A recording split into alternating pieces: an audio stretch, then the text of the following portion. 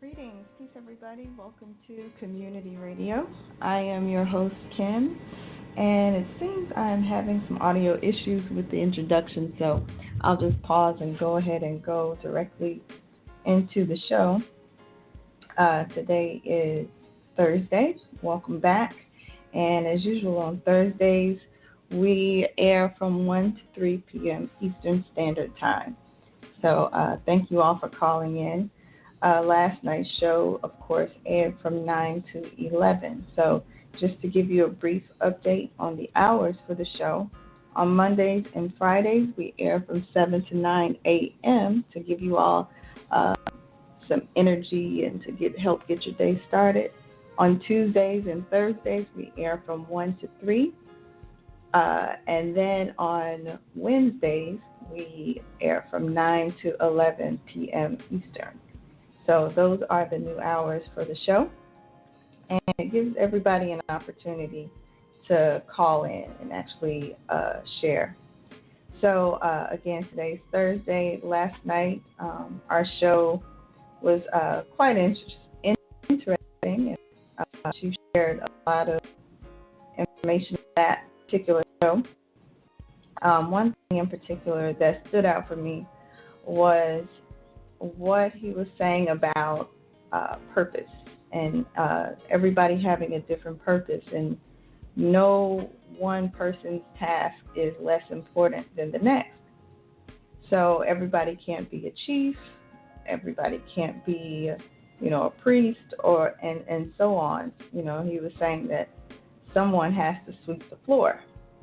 And so something that made me think about this a little bit further. Actually, I was thinking of I was reading an article earlier, and not to get off the subject, I'm going to try to tie it all back in together. But I was reading this article where the state of Mississippi is now pushing forth this proposal to add the firing squad as a means of execution for those who are on death row.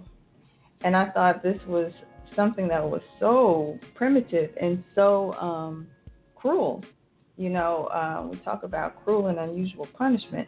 For me, all the means of execution that they have, lethal injection, gas chamber, all that to me is cruel and unusual, but they are actually adding the firing squad back. And I just thought that this was so primitive. But one thing I found out as I searched a little bit deeper was that there are actually states who already allow the firing squad.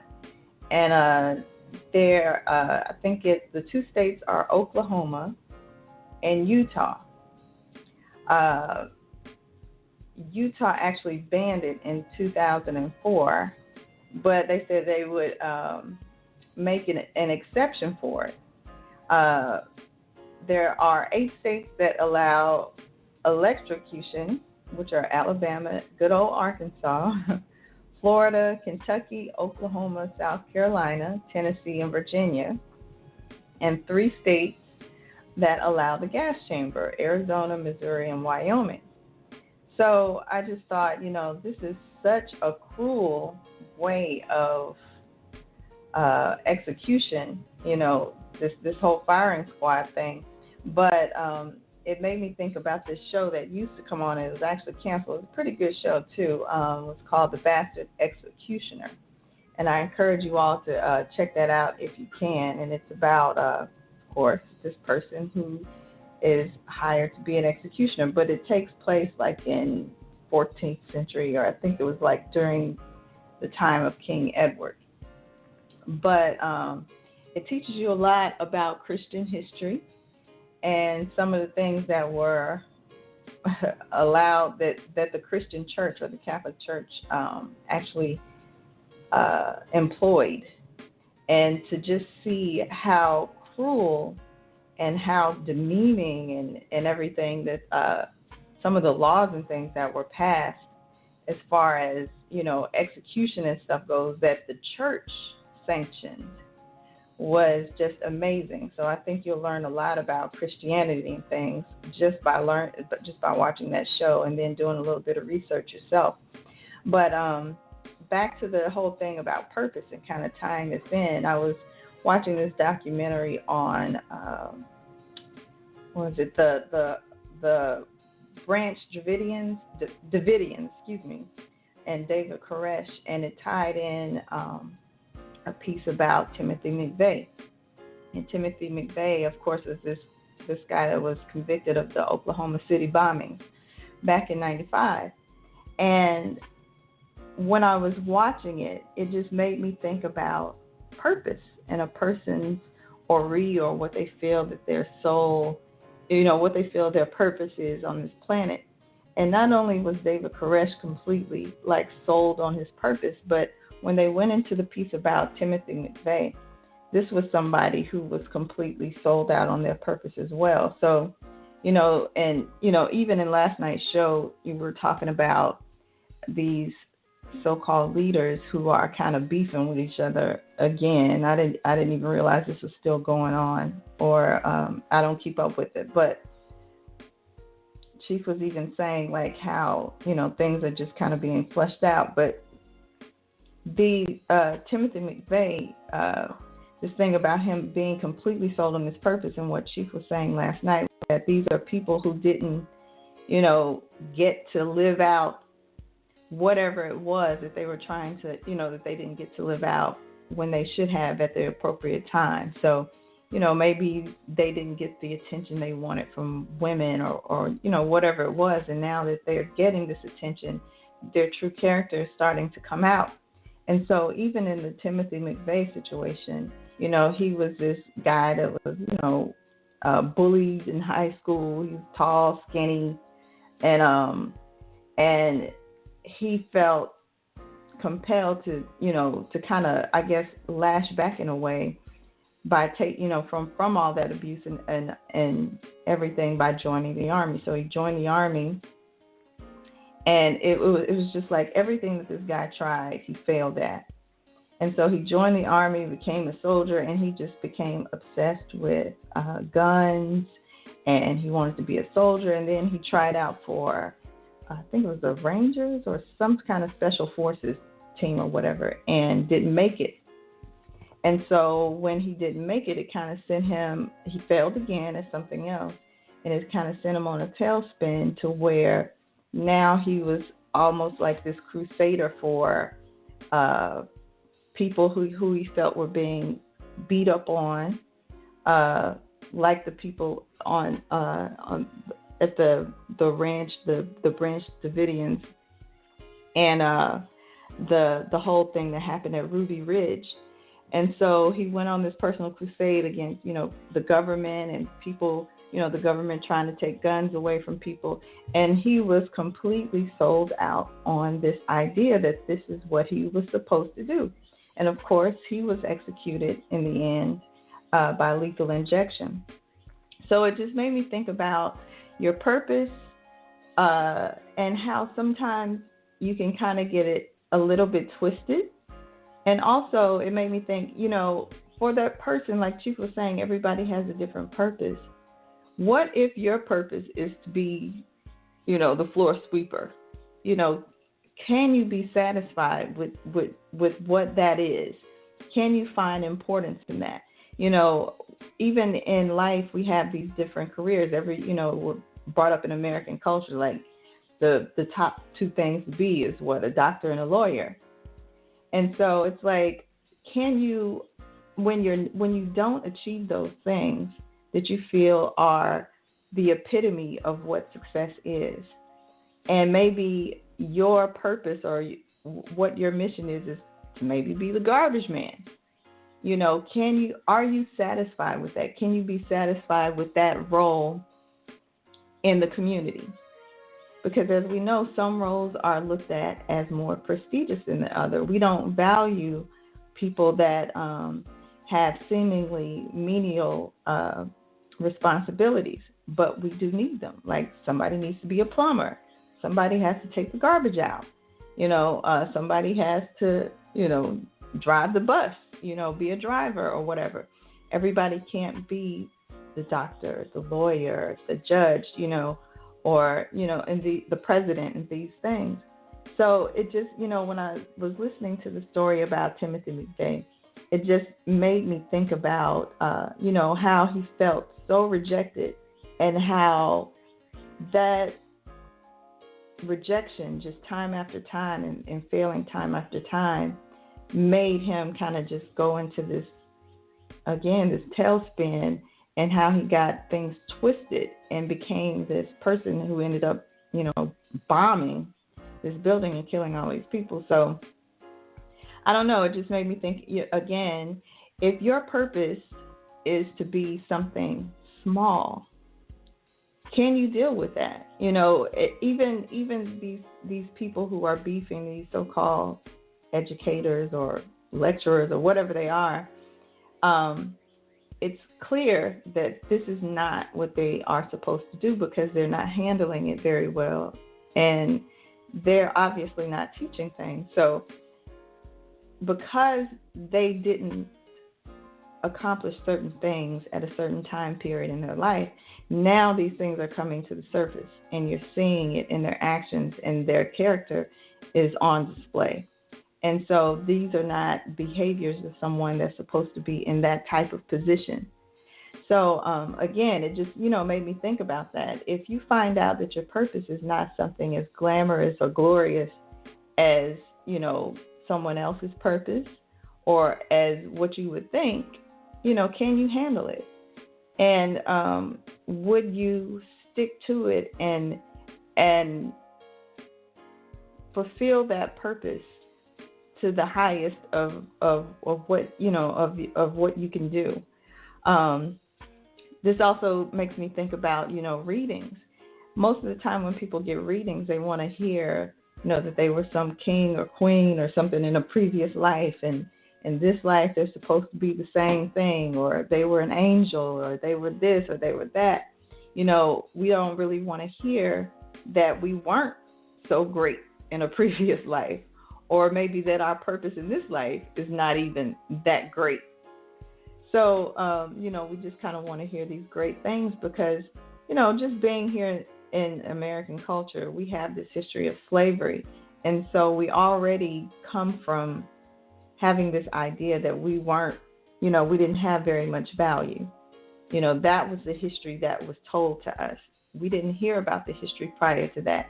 Anything before slavery, we pretty much had to just do the research and find out on our own, and, give thanks to those teachers like Dr. Clark and Dr. Ben and Francis Cress Welsing, and, all of these great people, because they gave us that information. They gave us that history.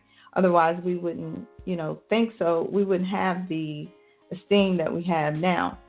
But again, just makes me think. So I was just wanting to, kind of continue the conversation from last night and see what you all thought about it. Could you handle it, if you found out that you didn't have such a great purpose? And how can you turn that purpose into something that you can be proud of, and that is meaningful for you? The number to call is 515-605-9862. Just press the number 1 to be heard. I'd like to hear your comments. And again, you don't have to talk about this particular topic. You can bring up anything that you'd like. I'm going to go to the first caller here. This is 347. 347. Greetings. Greetings, Sister Kim. Peace. How are you? Good. How are you? I'm doing well, enjoying the topic. I'm sorry I'm out of breath. I was actually cleaning the floors while I was listening to you speak. And, I particularly, what came to mind was, I'm struggling to do a lot of things in my house because I don't have help right now. Like, Adam's not around. He's still in New York, but he's coming back soon. And the value of clean floors is so great. It's so, when you don't have clean floors, that's when you notice it. When you're just like, you don't even know what you're stepping on. It's really gross. You feel uncomfortable. So having someone to help you clean your floors, if not every day, twice a day, that's such a great purpose. And I don't really think that there is a great, like a scale.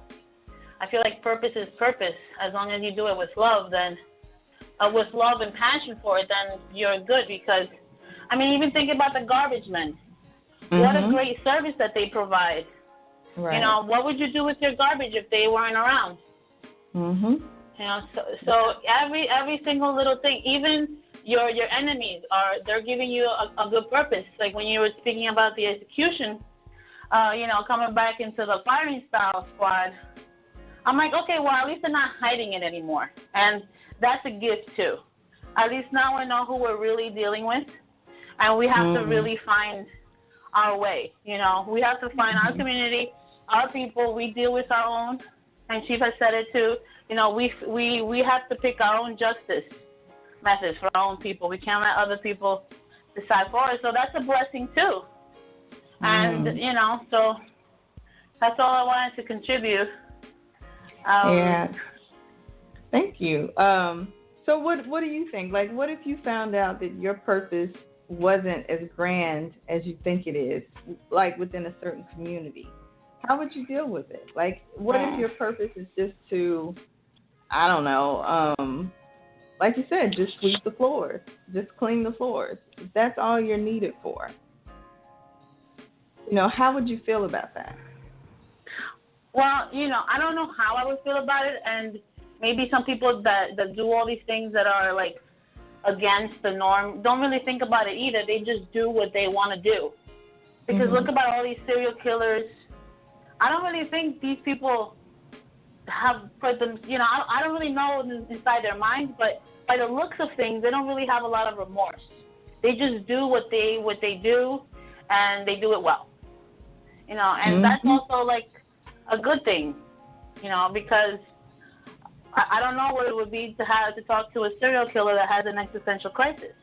Like how would you even deal with that? So I guess it's kind of better that they don't really analyze things and just go with their nature. If they're a killer, then they're just a killer, and that's what they do. You can't really you can't really, I'd say, judge them, right? You can't really judge them because it's all part of nature in a sick way or another. Right? What do you think? I don't know, because like I said, even when I was watching this documentary, and I'm listening to the background of this of Timothy McVeigh, and again comparing it to what she was saying about the two lecturers that are beefing with each other. It's like when he was younger, again he was bullied. He was this tall, skinny white guy. He wasn't didn't have a girlfriend, couldn't get any women, everything. And so when he joined the army to feel like he had some type of purpose, he was angry, so he turned towards this to try to find something. And in that he thought that he could be like the ultimate soldier. Even when he, was discharged and got out, this is something that he continued. He became obsessed with this. So he felt that this was his purpose, to do this and to, go against, whomever or whatever. He saw every action that the government was taking out on groups of people like as a direct threat. And so he felt like it was his duty and his job to, to do what he did, which was, the Oklahoma City bombing, and I don't know. It's like, was that his purpose, or is this what happens when you can't accept your purpose? You can't accept what you're here for or here to do. So I don't know. That's what I thought about. Well, I don't know. None of you were speaking about it. Now, do you think that maybe the society is asking for it? Like, honestly, we really don't have a lot of outlets for a lot of people. Our educational system is kind of like, is this or this or this?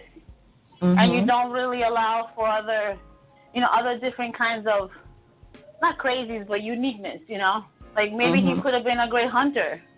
Right. He could have been a great marksman, The government could have used him in another way, but, maybe he had just psychological issues, or he didn't pass the written test that well, or, a whole bunch of other reasons. But also, like, if you think about it, didn't he really achieve his purpose? Like, he did kill a lot of people. Yeah, he did. So in that way, Yeah, I don't know. Let me bring in, I think this is Brother Tareem here. Let me see what he has to say about it. Greetings, Brother Tareem. How are you? Peace, Queens. How y'all doing? Well, how are you? Today? Mm-hmm. Doing all right, man. I'm just here, sitting here, listening to the show and delivering, this load or whatnot. But I just want to say, man, I listen to, he don't claim to be, part of the conscious community, but I don't know if y'all know of him, but his name was Tariq Nasheed. I don't know. He's the dude that created the Hidden Color series. Right. He's actually working on, the Haitian Revolution, documentary right now and everything. So I think he's a pretty thorough brother. And, every, week he have these radio shows and he, talk about different things that was going on and so, but he had a show about this, particular, when this happened with the Timothy McVeigh, he had a show and he was talking about how basically, you know what I'm saying, him being, rejected and that negative energy really was just festering inside of him. And it created, and it was like a cancer. You know what I'm saying? That just basically spread it, Right. And I just honestly think all he needed was a girlfriend. That's my conviction. Right? That's all he needed was a girlfriend. If he had found him a girl that, like him and he liked her and stuff, then he probably wouldn't even, be, like rest in peace right now. You know what I'm saying? Yeah. He wouldn't be dead right now. Had he had some type of woman in his life that, really just ground him, I guess. 'Cause, he was talking about, that's basically like how, I think Dr. Jekyll and the Hyde, where, you know what I'm saying, they just sit to themselves and they fester up all this negative, negative energy, you know what I'm saying, like this negative, spirits of just in your mind, and you can't do this and you can't get this right, and, it's like Full Metal Jacket. You remember that movie film, Full Metal Jacket? I remember the movie, but I remember the title of the movie and everything, but I don't remember watching it. But I know what you're talking about. Okay, yeah, about the the dude who was he was in the army, and he was not getting everything right. The army instructor or the Marine instructor kept on talking bad about him, and you know how they just get all in your face, and he couldn't take it, so he basically at the end, learned how to be this. He fell in love with his gun, with his rifle, and all this type of stuff, and he killed himself at the end. He killed himself, and he killed his instructor. So it's like, it's just basically, if people can't deal with that, psychologically, then it's gonna get worse. It's gonna, basically spread like cancer. And on the other topic you were talking about, I feel like I would be cool with it. I could be cool with it because I'm not really the type that like to be in the limelight like that. Like I don't have to be. I don't view, having a white picket fence and the basically the lawyer or the doctor. I don't have to be, you know what I'm saying? Great. Now, if I found out my whole family lineage was, something not great, and I'm supposed to be the one to carry on that, I would just simply try to just take it to the next level, You know what I'm saying? Say, for instance, like, we're going to use, trash people, sanitary, or people who made tissue, or you know what I'm saying, something like that. But I would try to just, whatever it was, take that and use that energy and try to optimize it. Mhm. Yeah. That's what I would do. And if it strike big, then hey, okay. If not, then it's all right. Either way, because I don't feel like I feel like the more you try to get noticed, the more of a target you become. Oh, that's true. That's my mentality. So it's like trying to be famous and all that stuff like that. Trying to be have this royal bloodline, like you came from. Times have changed now, man. It's 2017. I just want to provide for my family and do me. Yeah, you just like JP said, can I live? I'm just trying to live. Exactly. Just live and teach my son the proper way to live, so he can go on with it. I would embrace it though. If I was just like I like playing chess, so maybe in my family lineage they were had a school for chess. Okay. You know what I'm saying? And I would embrace that, like, because I love the game, so I would, do it. If that was my calling. Yeah. And that could actually be a position of great power, because if you're excellent at chess, that means you're a good strategist. You could possibly be, like a consultant to the king or something, or a consultant for the military or something. Who knows? Like you said, it's kind of like up to us to take whatever it is our purpose is and to just basically just kind of turn it out. You know what I mean? I look at people like even Venus and Serena Williams, like they're just tennis players. Do we need tennis players? But whatever, they took it and they just, turned it out. That's what they felt they're supposed to be doing. So they're like, look, I'm going to take it and I'm going to max it out. Yeah, because, one thing I've learned, for the most part, if you really focus on something, and it can be any one thing, you know what I'm saying? Like, the universe will reward you, you know what I'm saying, based on, what you're doing with that one thing or that one endeavor that you're trying to, focus on. You will get, the ultimate, like, pleasure from it, Yeah. That's what I believe. That's true. Very true.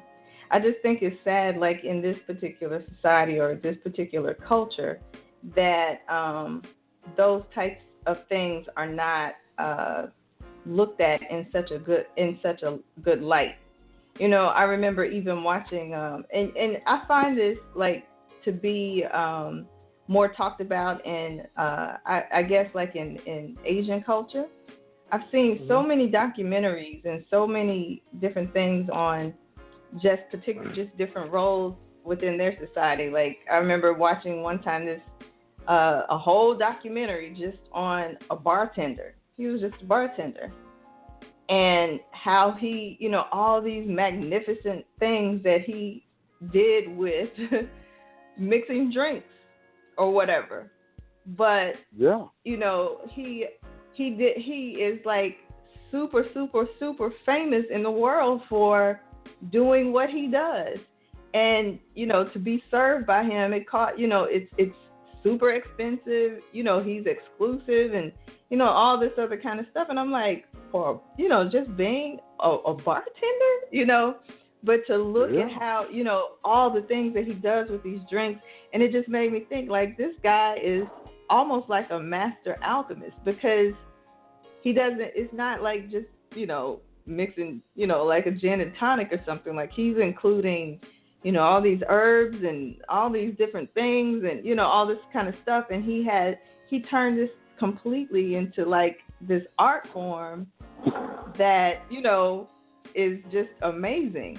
And so I've seen, people, even people on the street. I remember seeing a YouTube clip of somebody that sold cotton candy on the street somewhere. And this guy, he was just like ultimately famous for the designs and things that he was able to make out of this cotton candy. So it's amazing to me how some people can take something like that and just really just turn up the volume on it. There was another guy who was famous for giving these what do you call those? I don't know. When you get a shave, with a straight razor or whatever. Like I guess that's not as popular anymore as like the electric razors or something. But he's like just made it into this whole art form, and he gets so into it, and to watch him is like almost watching him dance or something because of how elaborate and how detailed he is about shaving a person's beard or whatever. And he's become like infamous for this particular job. So it just made me think, how sometimes, like, even in this particular society, how some people can just really get down on themselves or not be not feel as fulfilled in their life with whatever it is that they're supposed to be doing or whatever their purpose is. Yeah, and once again, it starts from within, though, because just like you said, with a little straight razor, you can look at it like, okay, this is just a straight razor, and I'm any other average Joe barber, just experimenting with a razor. No, probably in this man's mind, he was a master, you know what I'm saying? A master barber. And he can cut anything with, you know what I'm saying, that possessed the blade. He could cut, Yeah. So he probably, was, it just starts from within, man. Like, if you feel like you can do this and you focus on it, and it could be anything. That's the thing. You know what I'm saying? Yeah. Like, it could be anything. And if you put the right amount of focus on it, on a daily basis and stuff like that, you can manifest it, and it'll take care of you. That's true. Whatever that craft is, or whatever, whatever you passionate about, it'll love you back.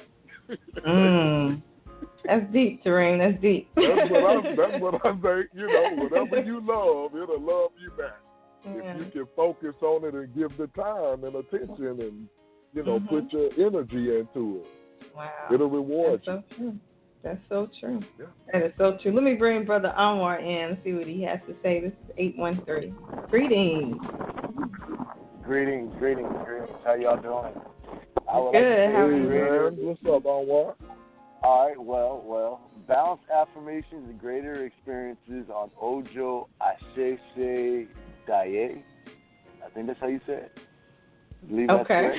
Day of creation. It's a day of creation. Yeah. Day of Shango's Day. Day of grace. Yes, Shango's Day. I'm sitting here by the river, man. I'm sitting here by the river. Brother Tareem. First. Yeah. Brother Tareem, did you get what you needed to get? No, I'll probably get it tomorrow. Did you find a place? Yeah. No, I'll probably just go on Amazon maybe and order one.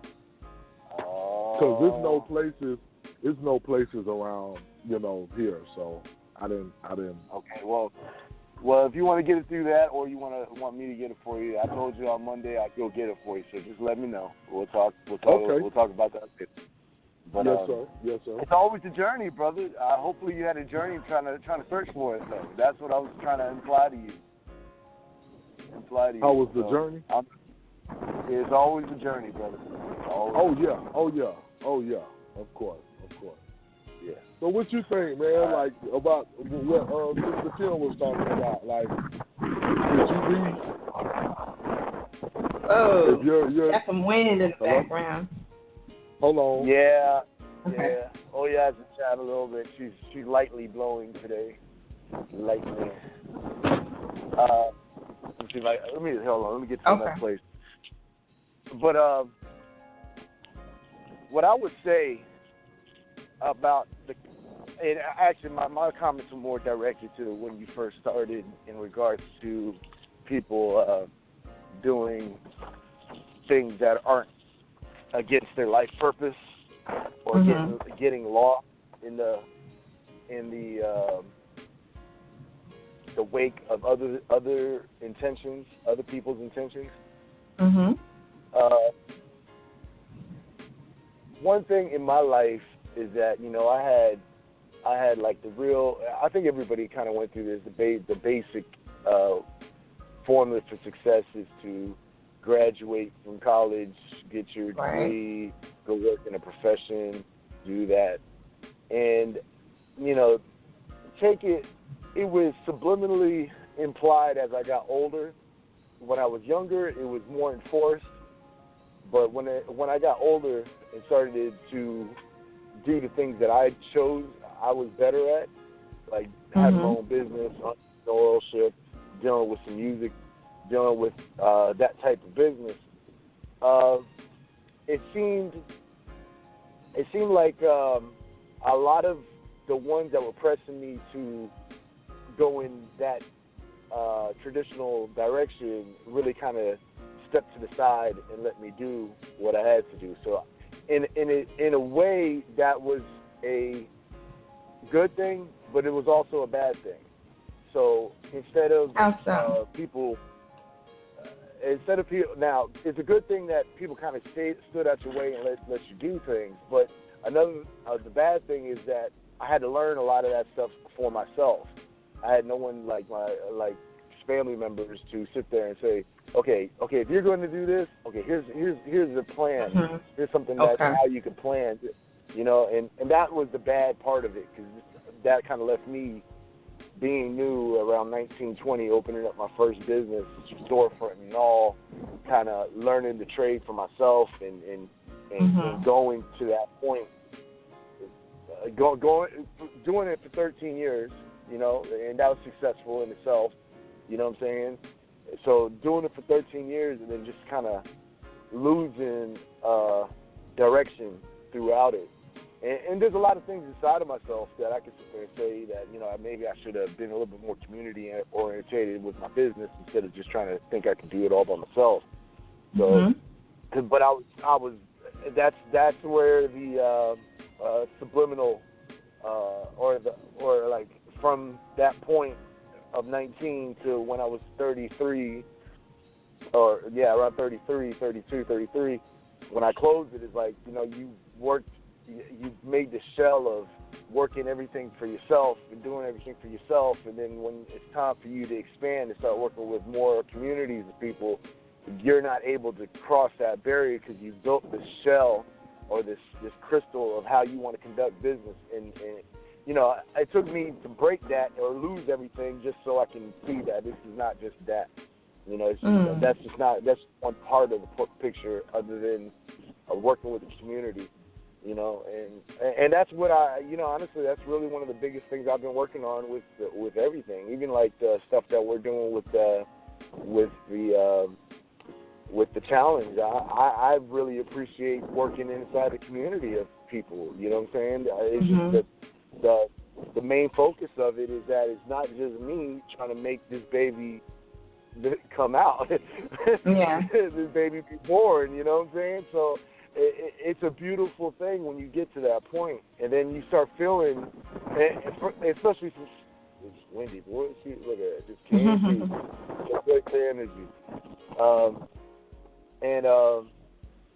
it's a beautiful thing when that your life purpose, like I find my life purpose to be Oshun, and one of the things about Oshun is bringing community together, combining. It's the opposite of Eshu. Eshu is segregation. You know, Oshun is connection, the magnetism. And now I find myself being a lot more happier doing what I'm doing. I'm like ecstatic when I see something come in. I'm like, oh, okay, I got to go do this. So my first intention, let me go knock this out real quick and then go about my day. You know, so it's certain things like that the energy amongst finding at least this first step inside your life purpose is is not overwhelming, but it's gratifying. It makes you feel more complete than you were yesterday. So, that was one of the things that I would say. A lot of things with other people, sometimes we got to segregate. That's where SU comes in. We got to segregate our intentions, our soul intentions, and other people's intentions onto you. And we get so stressed out because we get so many people coming at us telling us, oh, we got to do this, we got to do that, we got to do this, we're supposed to be like this, we're at this age, we should be having this, and this. Right. And it's like, no, I don't have to have nothing that I don't want or I don't want to feel ready to have.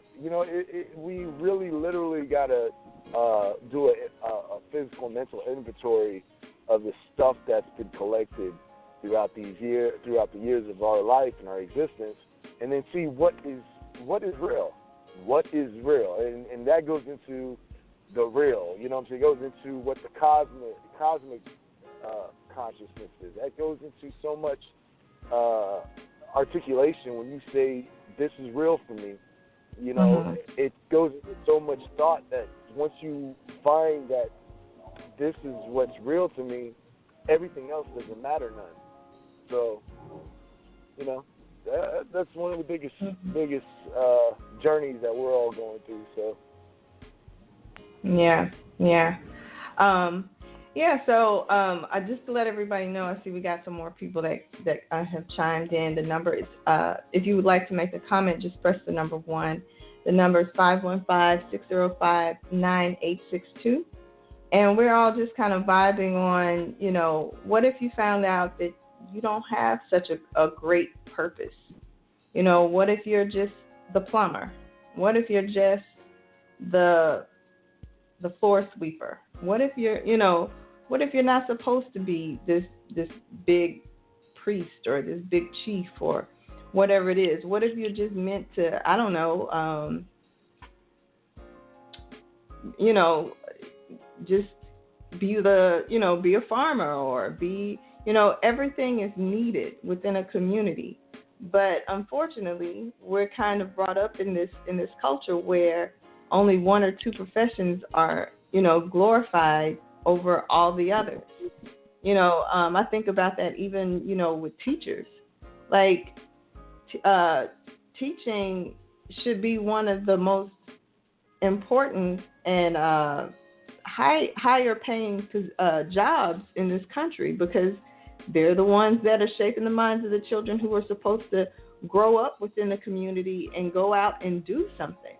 Yet, they're like at the bottom of the rung, and as a result, of course, we don't really value our education system.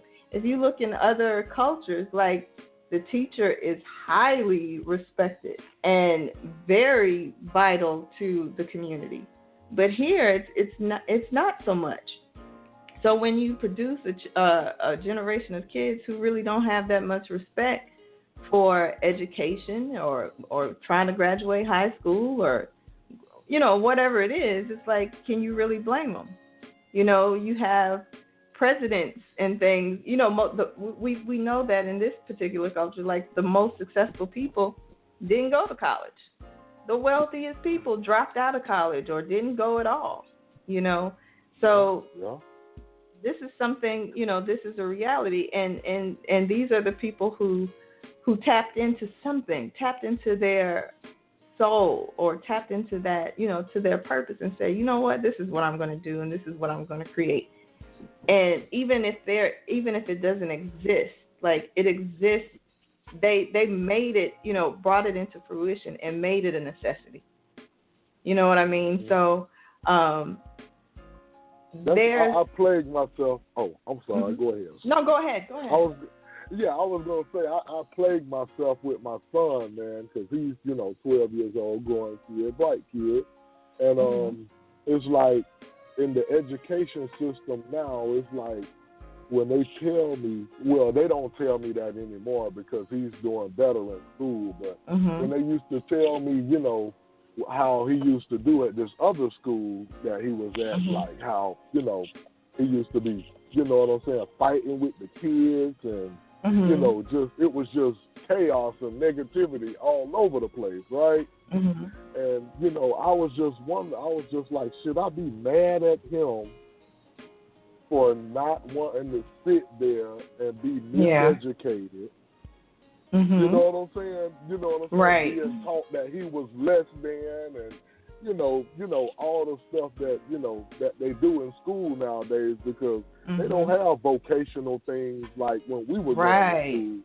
You know what I'm saying? They don't have that no more, like carpentry and, you know, electrician and, you know, different stuff like chemistry labs and, you know, so I always find myself in a dilemma, like, you know, should I be upset because he don't want to listen? He don't want to hear this?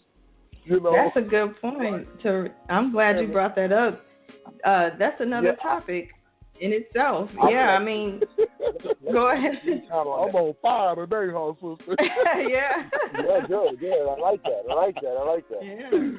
Now I've had that same problem, and I'm having that same problem. I had that same problem with my soon to be 19-year-old, and I've had that same problem with my 7-year-old. And I've known, you be warring with yourself. Yeah, the biggest thing I came to the conclusion of is that with the educational system, and even take it that, like, my younger son's in private school, so with the educational system that both of them went through, and even my older son, where he's going into a junior college, that it's not just the information that they're getting over there. It's when they get home and they come around you. That is the most important educational process that they have. Because one of the biggest things I fight with my youngest son is destroying the things that he's learning in the school that he's in. Every time I'm around him, it's like, no, that's not it. This is it. And I find that he gets two sides of the story. As young as he is, that's very hard to make sure he stays in one direction, because it's easy for him to float into a direction where it's not aligned with at least how I'm raising him as a man. Now, my story is a little bit different because it's two different households and two even different cultures in the household. So the combat is now the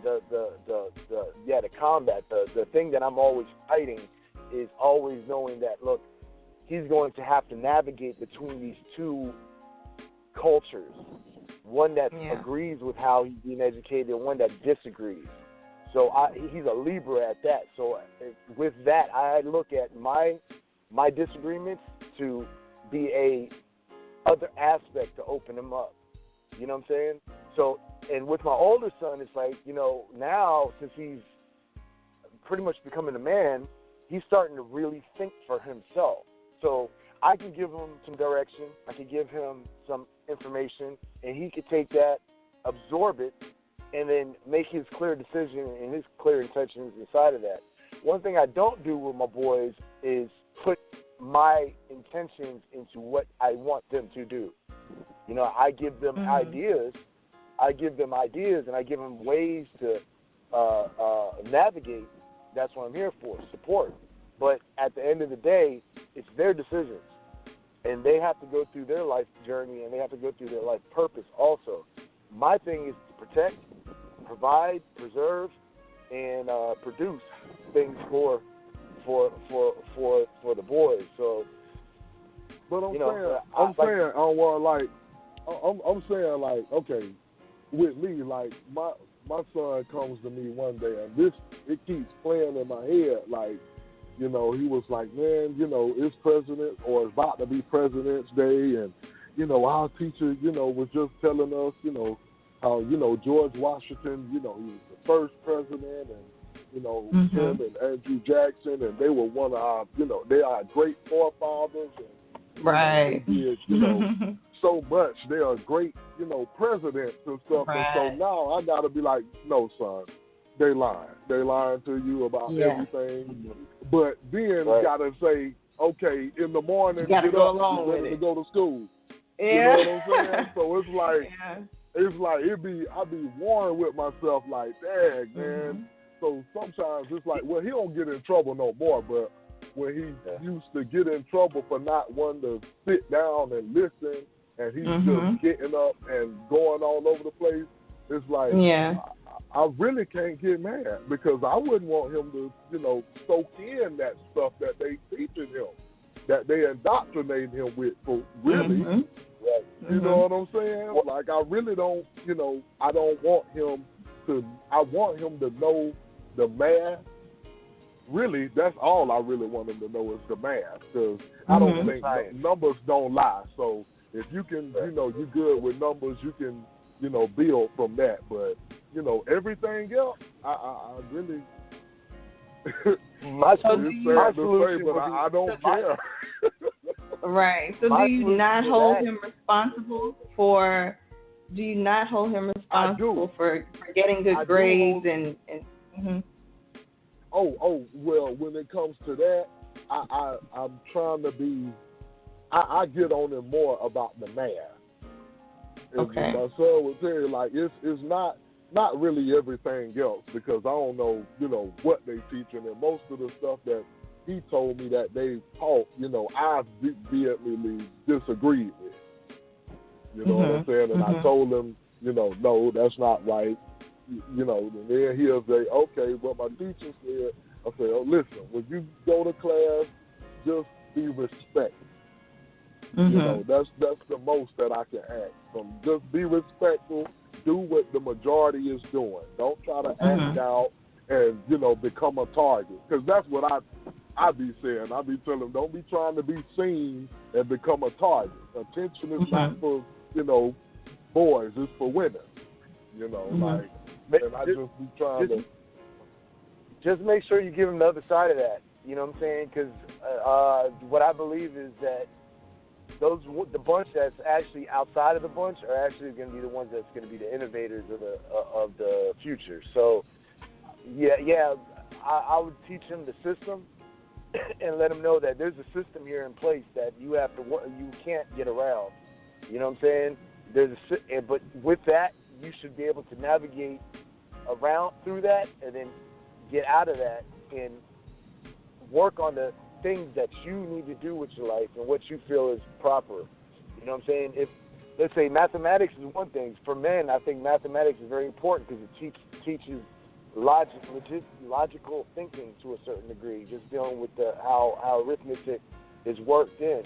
Science is the same way because it starts giving a way to intellectually process information and data as it comes in. You know what I'm saying? So those two aspects for men are very important, where like the communication side is very important for women. They usually excel more on communicational sides, like language arts, writing and reading and so forth, so on. They excel in that. Men usually excel in this. That's just a generalized statement, because there is specific women that can do very well in math and specific men that can do very well in language arts and so forth, so on. But generally speaking, in the majority, there's more men do mathematics and science fields a lot more thoroughly in school. So, and the opposite goes for females. But don't you feel this is being a bit hypocritical? Because this is where the argument comes in, where you say, you know, do I keep my child in these schools or do I homeschool him? Because, you know, on one hand, you're telling them, you know, you kind of get down on yourself because you're saying, man, I know I'm sending my child to this school. He's getting this bogus education. They're indoctrinating him and giving him all this information that isn't true, you know, that is incorrect. But at the same time, I'm not going to homeschool him because maybe my stuff is not as tight, or because, I have a job, or maybe I can't really teach it to him, you know, at the same time. So it's like you're raising a child, you're saying one thing and you're doing something different. So now this child is like, you know, that to me, that just creates this kind of schizophrenia almost. It's like, you gotta, when they come home, when you come home, it's like you're trying to deprogram them, but at the same time, you're telling them, go to school, get good grades, be respectful. Right. So it's like, it's working against yourself. Right. Yeah, it is completely hypocritical. And that's where we have the task of developing our own communities and our own nations to educate our own children, because and we should, the funny thing is we're in the process of it, and generally speaking of the whole community of indigenous people, they're a good, not a good portion, but there's people in the side of this community that's trying to do this, trying to break through this barrier of this systematic programming that they have, where they have to choose between homeschooling, private schooling, or public schooling, and they're trying to develop a school that's going to be more enriching for the indigenous mind. And we keep on getting, our defenses are horrible when it comes down to this, because we get bombed from every direction from this system, because they don't want that type of education here in our society. Because if it does, it's completely against the system that's in play. So it is hypocritical for us, very hypocritical, and we can't. I don't want to say can't, but we keep on going through so much turmoil, just trying to change our ways. You know what I'm saying? And it's very hard for us to get past this. You know what I'm saying?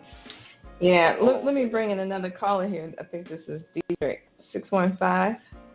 Boy, everybody, what's going on? Peace. What's going on, brother?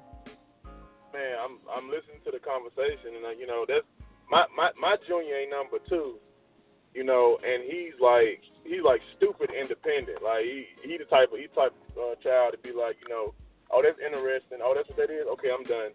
Like he one of them types. So like my thing, cause like my her other son, I was working with him, and it does create a cognitive dissonance, because you telling them that Edison really didn't invent none of that stuff. He was actually a thief, So like you telling them this, and they were like, well, why is it that they didn't get credit for all that other stuff? And I just be like, this is what it is. All this is a big game. That's how I tell them to look at it, like this is a big game. You don't listen to nothing that they say. This is strictly a game.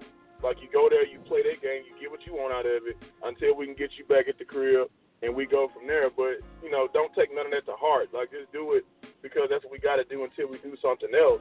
And I think Chief had it was on the show.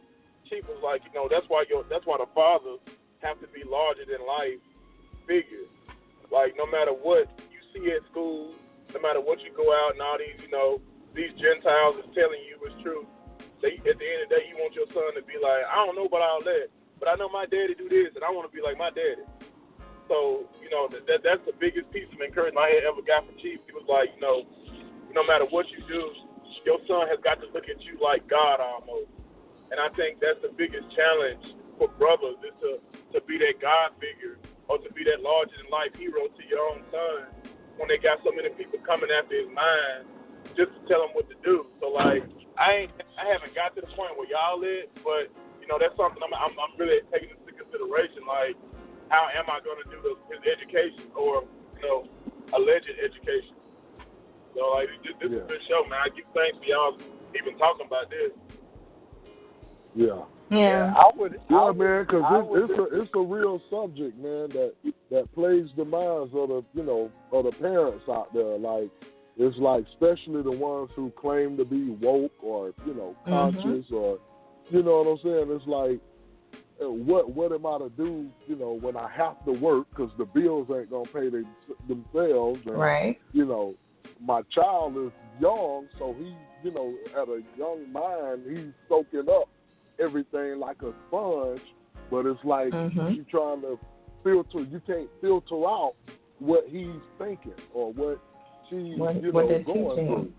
And then on top of that, you can educate them But then when they lash out in school and go, no, Right. I don't believe that because my daddy told me this, that, and the third. Mhm. Now, that child is a target for real.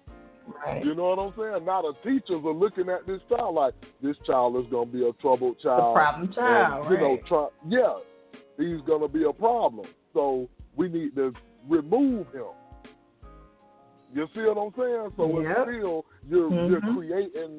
you're creating a, oh man, It's a mess. I don't know It's what a mess. to call it. It's just a mess because You know what I'm if your saying? child, 'Cause like, you're making it's your like, son a target.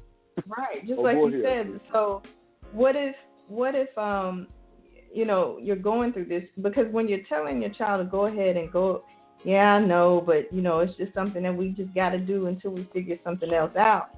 Not only do they kind of look at you and, you know, in a suspect kind of way, like, why would you, what are you going to do about it? You're supposed to be my parent. Why can't you do something about it? Not only are they looking at you in that way, they're also developing this kind of disrespect for you and for the educational system that you're putting them in, because it's like, well, you telling me not to, you know, you telling me not to do this or not to believe in that, or that the teacher is wrong, and then I get in trouble when I say the teacher's wrong, and now I'm flunking out of school. They call me a problem child. I'm in detention all the time. They want to, you know, do all these different things to me, and it's like they're looking at you like, you're my parent. You're supposed to be protecting me from this kind of stuff. What am I supposed to do? You know what I do? You know what I do when it comes down to like the grades and stuff like that? Because I've never, my son number one never brought home anything less than a C, and that's one thing. But in that aspect is that, okay, great, you received a C, but what did you learn? And one of the things I've never done is literally really discipline them because of their grades. I've disciplined them because of their behavior. You know what I'm saying? The one thing I do expect from my boys is to be correctly behaved for the situation. You know, there was a situation when my son was in 5th grade where there was people picking on him. He ended up fighting 4 boys, and one girl got in the way during this commotion, and he slugged her too. So certain behaviors is like, that's like direct check. You know, you were in a situation, you had to defend yourself, but here's the thing: you got to watch. You really got to be really accurate about what you're doing during those places. So a lot of disciplines that I put out were not because of bad grades. If it was bad grades, you know what I would do? Would sit down and say, okay, this is the information that they're giving you. This is the answers that they're looking for. Give them the answers so you can pass this grade, because that's hypocritical right there. But know the fact that this is not the answer. Know the fact that it does. Say it again, when you I'll say that ain't gonna fly with a child. Like it's right. like when you talking to a 10-year-old or a 12-year-old, it's like you're right about they're that. not gonna. You know what I'm saying? They That don't watch. fully developed Right. to just put that to the side and be like, you know, no. They can't Right. filter. Right. And that's kind of one of my focuses if I ever get into the situation where I can have another family inside the household. I really would like them to be homeschooled until like the age of 6, what they would consider 6th grade, because that stuff right there is just basic information that we use. After like 7th grade, like middle school and all that stuff, that's when they start getting into more social behaviors. And I think being in a proper school, and like I said, I'm not against all schools. I'm against a lot of the how can I say, public design schools that follow a certain curriculum. More, if like 7th grade, you can start putting them in the technical schools. You can start putting them in art schools. You can start putting them in writing schools. All types of different what do they call those? There's the schools that are like based for certain types of trainings, business training or technical training, or I forgot. There's a certain name for them. But by that time, then you can kind of have the children created in their own mindset, especially with between from preschool to all the way throughout elementary. You're molding your children into who they are, especially if you already know what they're here to do. So once you get that information and you're able to do that, for me, that's going to be what my plan. If I ever get into a situation where the household is all the woman's in the household, the woman's going to be the teacher in the beginning during that time, and then as soon as they get to that certain level, then maybe we could put him or her in that thing. That's my plan, but let's see if that even happens. Right now I got 2 children, so I don't know if I'm going to have more. I want more, but, some things don't work like that sometimes. Hey, that kind of makes you think. You be in the back of your mind, you be like, hey, man, look, I might have to go back to their mama and be like, look, baby, look, we gotta quit playing. Like, you need to come your ass home and stay and teach them yourself. Like, it's almost like you just want to suck it up and go get you go find you like an apartment, put her in there. Look, I'm gonna pay the rent, I'm gonna pay the lights. You just teach my son and don't go nowhere. Like, that's about how I'm starting to kind of think. I'm just getting to the point where it's like putting them in public schools is dangerous, man. Because it was an incident out here in Atlanta where there was this teacher and he was going around dressed up in a dress for Halloween like a fairy and giving a little boy some candy. Like, they just doing really, really weird stuff. And just the perverted, crazy teachers, and you really can't say nothing about a gay teacher because that's almost like a hate crime now. So it's done got to the point with these schools where you might have to go back to your baby mom and be like, look, I know you don't like me, but what is this about me and you? Is about him? And that's about where I'm coming to it with, man. Like, just get a house and put it in there. I ain't got to keep that, but I've actually tried that. I've actually tried that in dealing with someone that's not into the cultural aspect that you are, and they're so invested in what the society or the social medium is. You literally got to just take your children. And I've been having conversations back and forth about that. Like, last argument that we got into was like, look, you just need to let me have them because you're completely out of line. You know what I'm saying? But they don't want to hear that. Once again, they don't want to have that. For me, what I'm experiencing is that they don't want to have that image that, oh, I'm not a good mother, or da da da da da, or I can't handle this, or that's the combat that I'm having with her all the time. Is like, you're not here by yourself, and I don't know why you think that you're raising this child by yourself. I don't understand how you get that, because financially I've been supporting that. I've been supporting everything that she's been putting up in place, but you're not letting me lead with my money that I'm putting in. So what, should I stop? But nah, here comes society coming back in to you, and then society, in the third father of the damn situation, comes in and says, yo, you gotta do this, or I'm gonna send you here and I'm gonna do this to you, and just make my job even harder. So it's sick, man. Let me step my ass back. Well, I got another thing to throw in. I understand. I hear what you all are saying about that, but another piece to look at is, what if you picked a dumb woman? Like, what if she's not a teacher? She might not know anything herself. Well, let me bring in another caller. Hang on just a second. Let me bring in another caller. This is 804. 804. Greetings. Peace. Greetings. How's everybody doing? Well, how are you? Greetings. Not too bad. Peace. I'm enjoying the conversation. I'm kind of on the tail end of it because I've only been on for a few minutes. But I would say one of the things, I guess what I'm getting from this is what a solution could be. I guess to or an alternative. I don't know. I really don't know what to say. But what came to mind for me was suggestion. I think one brother said something about how do you get your child to see you as a god or to see you a certain kind of way, or how can you, in other words, teach without teaching?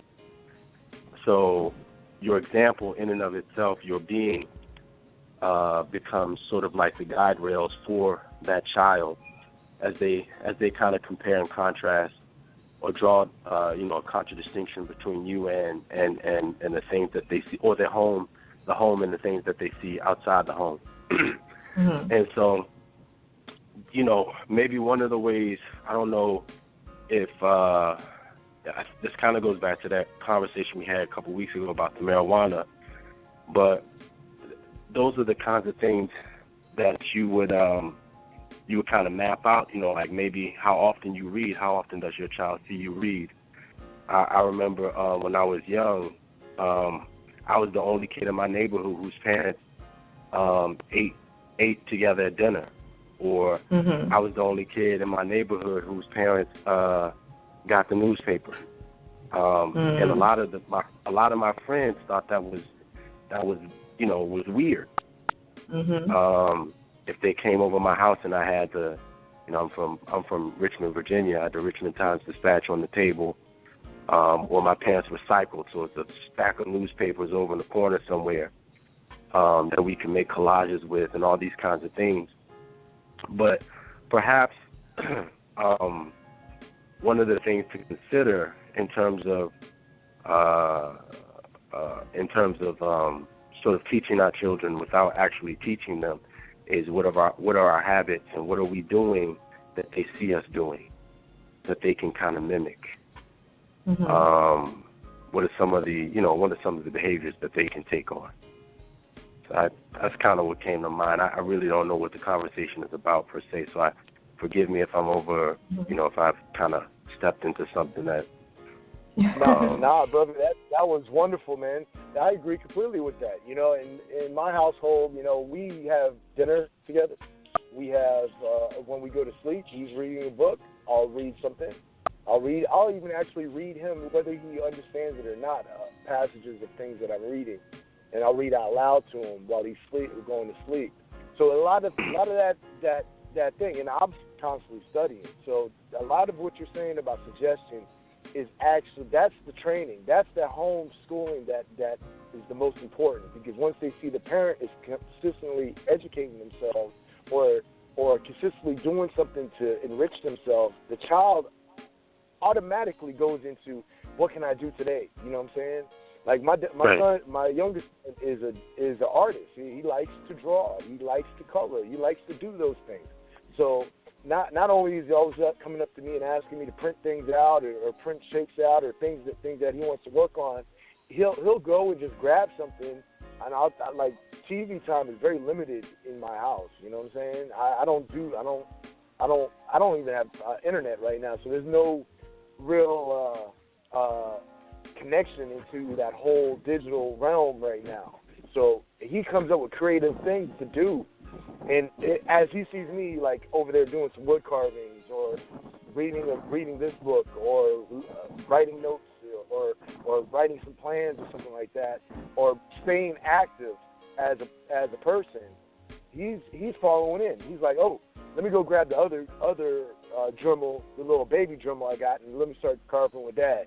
You know what I'm saying? So those are the best teaching methods. And I honestly, I assume that this is how we were taught when we were in an indigenous traditional system, is that we would watch the elders or watch our parents go to work, or we would have time where we see our parents doing something that's productive inside the community. So, I agree completely with that, brother. I think that's the best form of education, because not only are we just reading things, in getting things, we're also seeing the physical attributes of that education that we're receiving. And not only that, not to cut you off, when we watched, I know some of you watched the Super Bowl. My wife and I were talking about this, but at the halftime show, you had Lady Gaga, and she had, brothers in the tight pants and the capes and stuff. But that was a suggestive way, because we can't talk about it, right? We aren't, like you said, someone said earlier about we can't talk about a gay teacher. But these things are being suggested even before we've had a conversation or been able to have a conversation about them with our children. So suggestion, that's where the war is going to be fought. And that's where the battle and the war is going to be won. So how many books do you have? So you do read, but how many books and what kinds of books do you have in your library? Is your library prominent? Is it in a place in your house where when people walk in, it hits them smack dab in the face? Do you have art on your walls? Does somebody play the French horn or the kora? Or how many languages are we trying to speak? Because we are people who travel. Those are the types of things that I think influence people even beyond the school system, even if they're in it. Because if you speak French or you speak Yoruba and we have to travel and we have to go over there and interact, those are experiences that child or your family is going to bring back, and they're going to know that they're different, all because of that, just that one experience. So it's very suggestive to them that they aren't like those other people. I remember also two things before I stop talking. Chief said one thing. I think one of them, he said two things. So one of them was he was pointing out how his daughter had some kale wraps, and I think the students at the school were teasing her because of what she was eating. And if you listen to the language that he used when he was trying to explain to her why she was eating what she was eating, it was very suggestive of who she was and why this was a better, this was better food for her because she was a princess, et cetera, et cetera. You also listen, if you listen to, at least when I listen to his story, when he talks about how he played the bass guitar and, drums, these are some of the things that maybe his mother or his parents put in front of him that may have saved his life eventually or in the end, or got him out of a certain situation because he had a certain level of culture. He had another perspective, another way of looking at things, and those things are also looking at him. So, he probably avoided situations just because of some of the things that were suggested that he participate in as a very young man. Very true. Thank you. Thank you for that. Let me bring Dietrich back in. I think his call dropped and he's calling back in. Just to let everybody know, we got about 40 minutes left in the show. If you have a question or comment, you can press the number 1. The number to call is 515-605-9862. Dietrich, you're back in. Sister Kim, to answer that question about the dumb woman, that's a real that's a real statement. Job as the man in the house is to bring the directive of the family. So if the woman is not so educated and she's a little dumbfounded, she also has a place in the house. You know what I'm saying? Maybe the job of the male at that point is to make sure that she has the educational tools and she has the understanding of the educational tools of the child, or you're going to have to find maybe another wife or maybe another a teacher to handle the homeschooling portion of it. But dealing with, let's say, okay, I'm gonna take my experience. Dealing with somebody that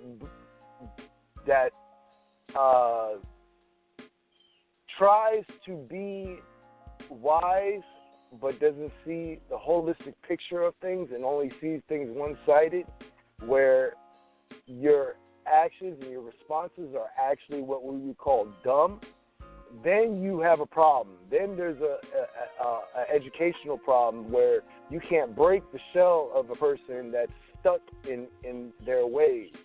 So that is something that has to be looked at, that has to be monitored, that's so much energy going into dealing with that. So me personally, I would rather not deal with it, but when you're in a place when you have to deal with it, you have to find means and solutions to that problem, because that's going to be, and I've like go through suggestion, I've given a lot of ideas, just simple ideas too. So, but they don't seem to go through. Everything once again, dealing with those hard-headed people, and I don't want to just put it out on her, is that dealing with hard-headed people makes us off behind. So certain things end up failing on them, especially in the future as things manifest. So you have to, as a man, I have to be completely directive, be very intentional and very intuitive. Well, I won't say intuitive, but very direct in what I need to do to make sure my children get to the place where they need to be. So, it's a pain in the ass, man. That dealing with people that that can't open their a lot of solutions and a lot of new ideas and new not just new age thinking or just new concepts. It is one of the most pains, one of the biggest pains that you'll ever have dealing with somebody that's very close inside of the family circle. You know what I'm saying? People outside of that, you know what? You could tell them something, and if they don't take it, whatever. But when it comes outside of the family structure and trying to develop something that's going to be more nation building, more community building, that's how people get cut off. That's how that little piece of clay thing, when the clay, how Chief was breaking down, the potter was shaping the pot, and all of a sudden you decide to grow a certain thing, and it's not supposed to be part of that shape. That just gets cut off, and it's a painful experience. So it happens, you know. It's painful, man. It just kind of goes down to the sickness that we're all in. I was like, it's like that's real what you said, because I was actually about to ask, you know, Sister Kim, like, what are some of the ways that the brothers can sweet talk their women by? Because I know, like, for me, like when I had Junior, and you know, I'm gonna tell you what happened with mine.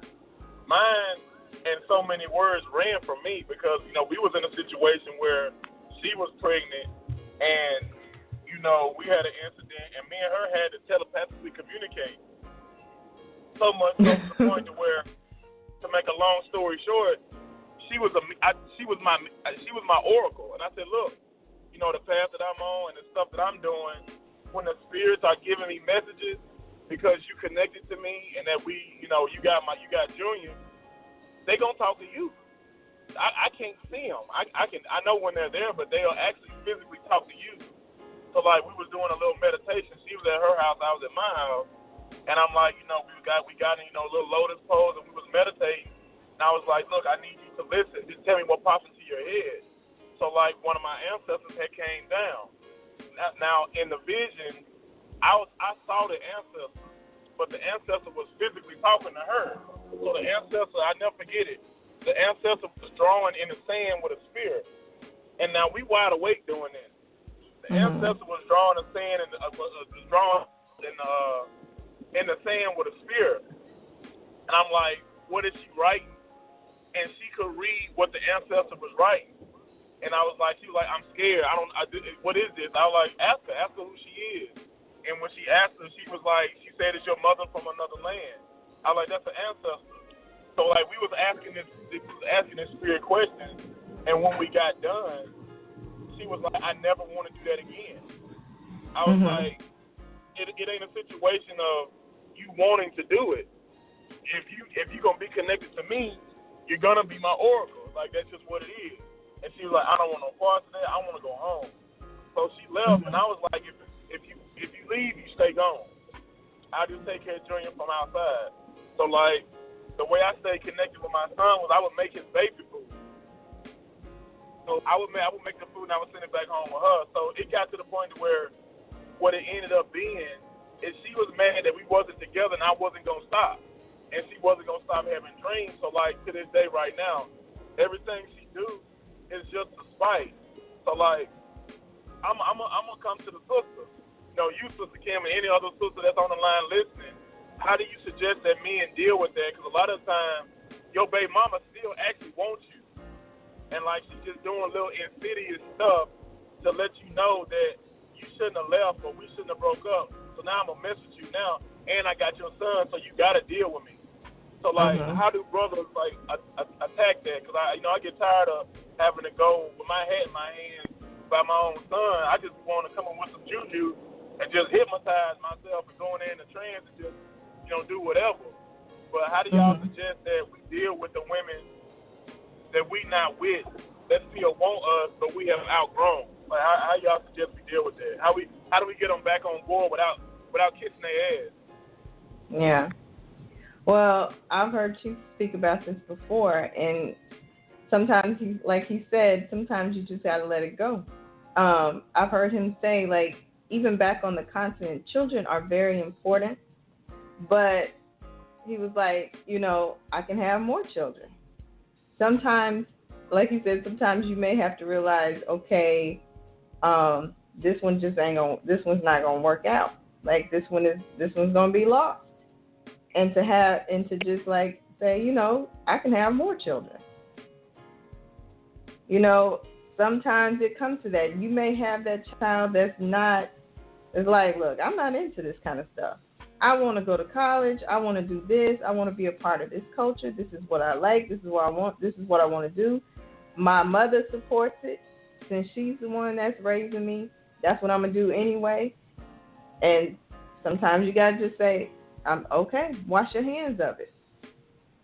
I know that's hard to do, but what are you going to do? You're going to keep fighting, or like you said, keep going over there, like you said, with your hat in your hand and, trying to kiss butt to go along and get along. And even in doing that, think about just what you're creating in that situation. Think of what your child is observing. And then they're still getting these two split, like she said, these two split camps. I don't know, going back to dysfunctional families.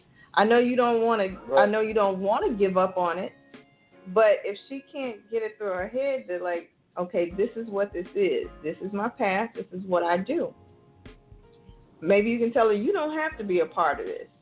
And the time that you have your son, immerse him in your culture, and when he's with her, he'll see what she does, and then maybe he'll choose the better of the two.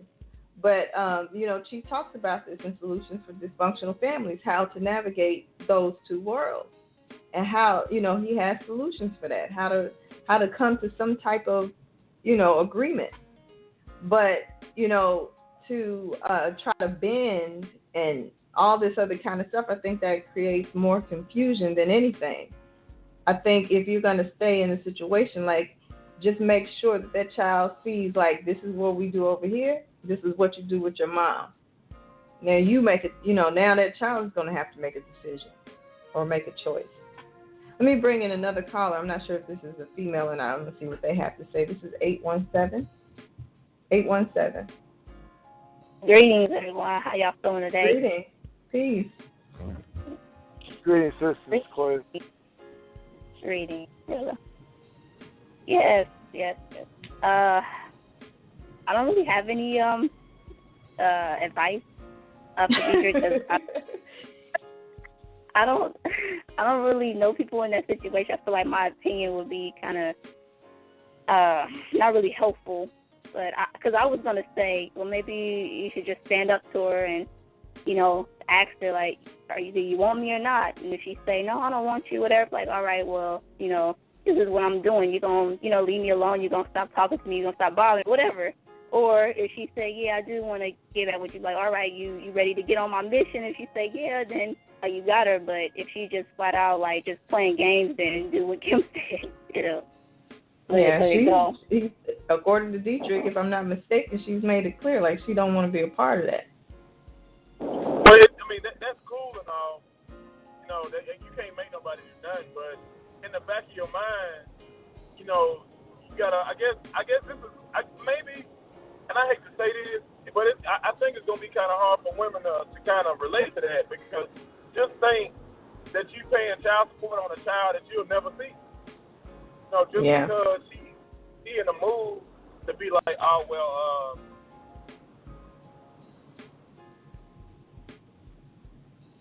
You dropped out, Dietrich. Okay, maybe he'll come back. Yeah. Yeah. You break it. Okay. Okay, yeah, I drove under a tunnel. But yeah, man, I drove. There's been situations where I drove from Atlanta to Nashville, get there to pick up Junior. Well, we busy. You just wasted your gas, and it ain't got nothing to do with the spirituality. It got more to do with the fact that she can just do that, and the fact that I got this because it's almost like I'm chasing her again. So I can be like, okay, this is what I'm gonna do. I'm gonna just just do what I do is just shine, because no matter what she say, if I'm cool enough, no matter what she say, I'm always gonna be doing something interesting, and I think to an extent she's kind of jealous of that. Yeah, possibly. And I'm trying to see how to go about dealing with that, because the better you end up doing, the more problems that they give you. Oh, so you out doing all of that, you ain't take care of your child, all that other stuff, and then you out trying to speak to the young fellas and like, man, take care of your kids, pick the right woman. Like, hey, bro, don't you got a son in Nashville that you don't have nothing to do with? So like, I guess it makes you like to take the stance on, okay, well, she ain't with it. She ain't letting me see him, I'm just gonna let it go. How can I go to a young fella who got a girl pregnant in high school and say, you gotta take care of responsibility, and he asking where my son is? Oh, well, I don't really know. I guess use yourself as an example and show him the mistakes that you made. Pick the wrong kind of woman, didn't work out. Now look what I'm going through. This is what you don't want to go through. Yep. I agree completely. I've told that to my older one multiple times. So I will say this, Dietrich, because what I'm hearing, it sounds like if she wants you back, why don't you just directly give her a complete intention and the breakdown of how you want to run the family, and see if she goes for that. And if she doesn't go for that, you know what? This is my last conversation. This is my last conversation with this. But this is because I did that and it didn't work. I didn't do that. I did that. I said, this is the direction I want to take the family. Da-da-da-da-da-da-da-da. I gave her a whole clean instruction of what I wanted to do. And no, she didn't want to relinquish what she claims to have power in, or she didn't want to relinquish her control of the situation, and it said no. So now I can further go forward now and program or set out a program for my youngest child to do my best in education with him and not have to worry about her. Because one thing she told me a while ago was stop tiptoeing around somebody, tiptoeing around this woman, and I stopped doing that. Like, I literally don't have arguments with her anymore. I say statements, and that back and forth mess does not work with me. And now I've done it so much that she literally tries to pull it out of me, but she's not getting it out of me. I'm not even giving her that energy. So the point is that I'm solid behind what I say, and I do what I say. Yeah. Simple and plain. Is it possible that it might even be a possibility, Dietrich, that, you can try to get custody of your son yourself? I don't know if that's something, that you would consider, and be like, look, tell her that, you're not playing with this. Like, if it gets to the point, like, let her know, I'm not going to keep paying child support for my son. I'm going through this with you. I'll just go to the courts and get custody of my child myself. And that's what I'm working on, but like in the process, because I said, I'm like, look, man, like, don't play with me about this. Yeah. Now the biggest obstacle for men on that is that second daddy. when that second daddy step into place, the state, they really don't want you to have your child. For some reason, they really don't, especially when the woman is participating with the state. You know what I'm saying? And when she's participating with the state, now the child is a ward of the state. The state has more control than you do. So that's the biggest obstacle that I'm having with this situation. And honestly, you know, certain, you know, there's a part of me that says, you know what, just go with the status. And then there's a certain other part of me that says, you know what, go to war. And my thing is that now everything I do is in line with making sure that everything that my child would need for him living with me is there. Meaning if I need to have health insurance for him, if I need to have education situated, if everything that I am focused on is making sure that is happening.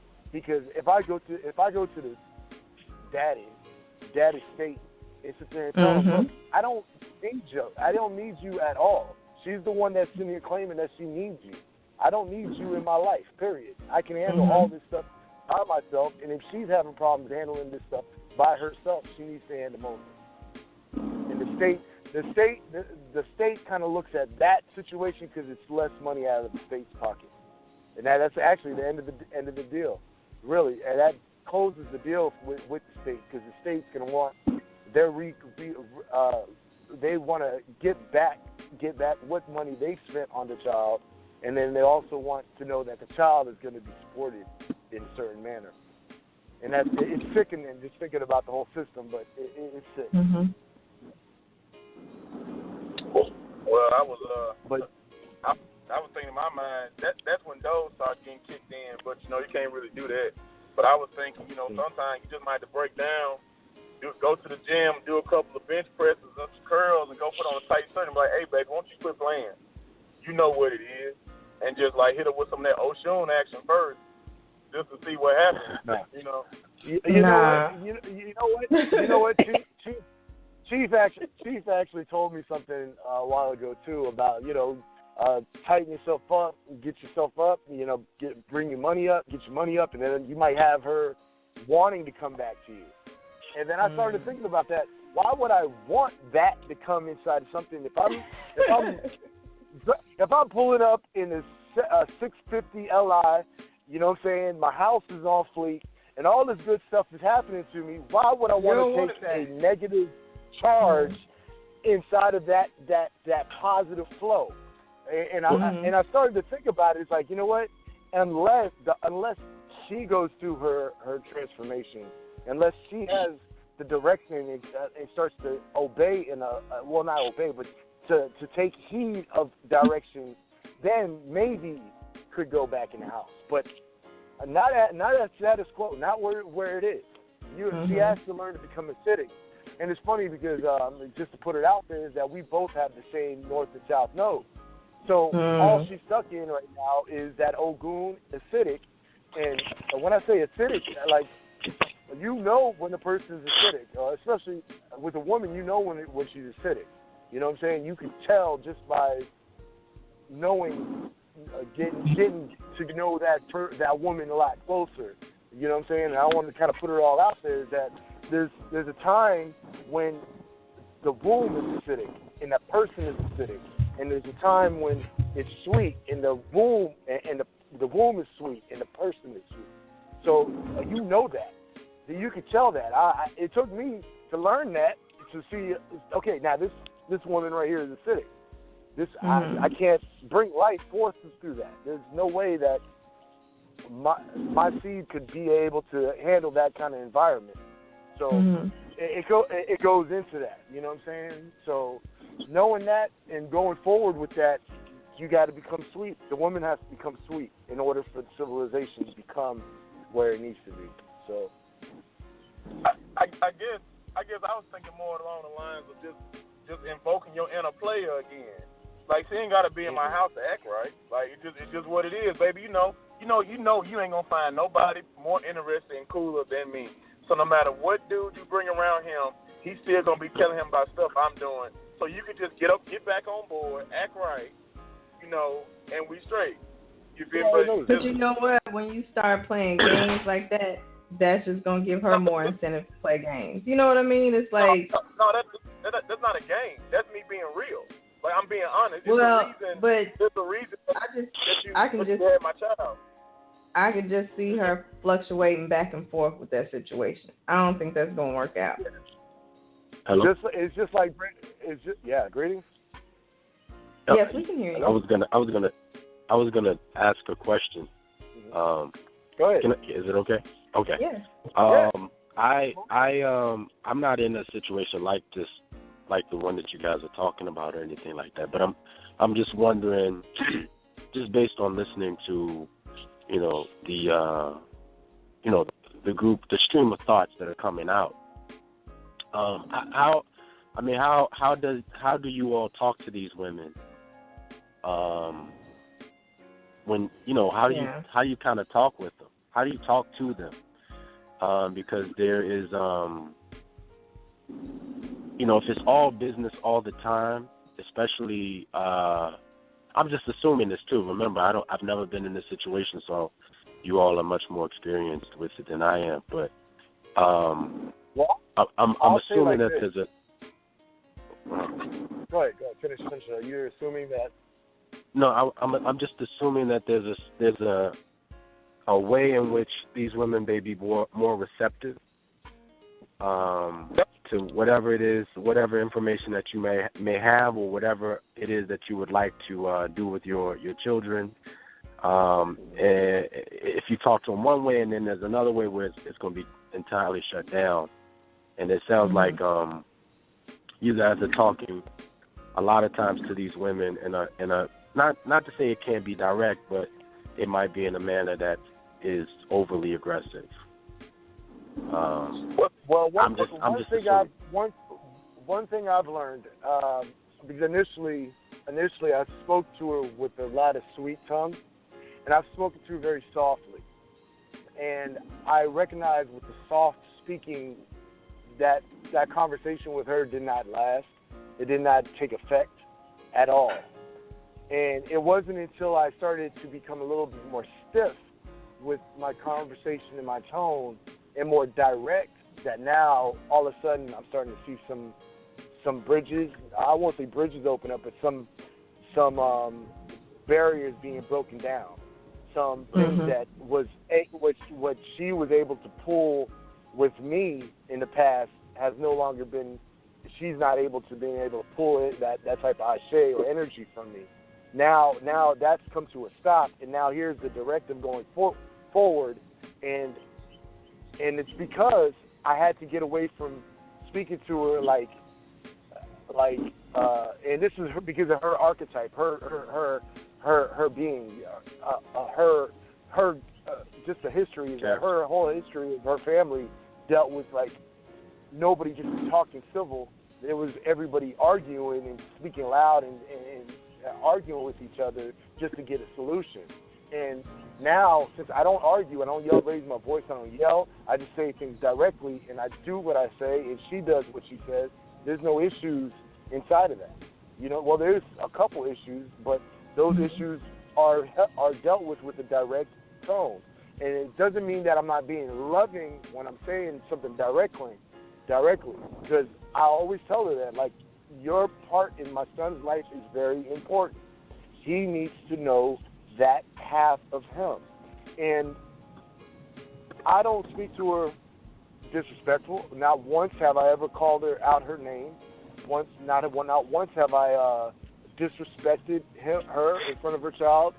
Now, I've had that same situation happen with me in front of my child. When my child comes back and tells me, Mommy said this, you know what I'm saying? And I have to go and tell her, I don't care how you feel about me, keep that language away from my son. You know what I'm saying? But so I've had those conversations.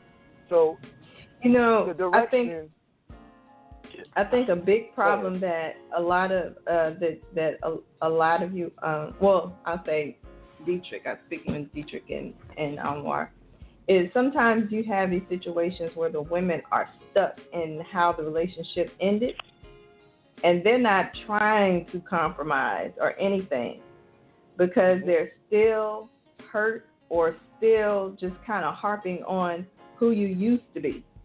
Well, you didn't used to do this, or you didn't use, it's like they can't let go of what how you used to be.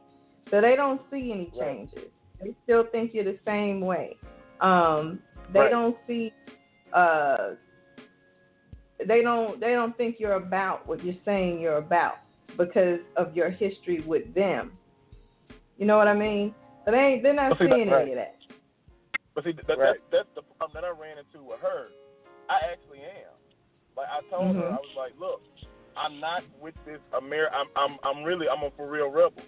And it was all cute and fun and games until it was time to start eating vegetables while you was pregnant. Until it was time to start stretching, about to give birth.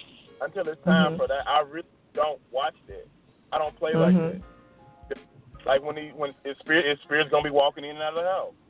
It's gonna happen. Or were you like that when you all first met? Before prior, when you made the baby, and throughout.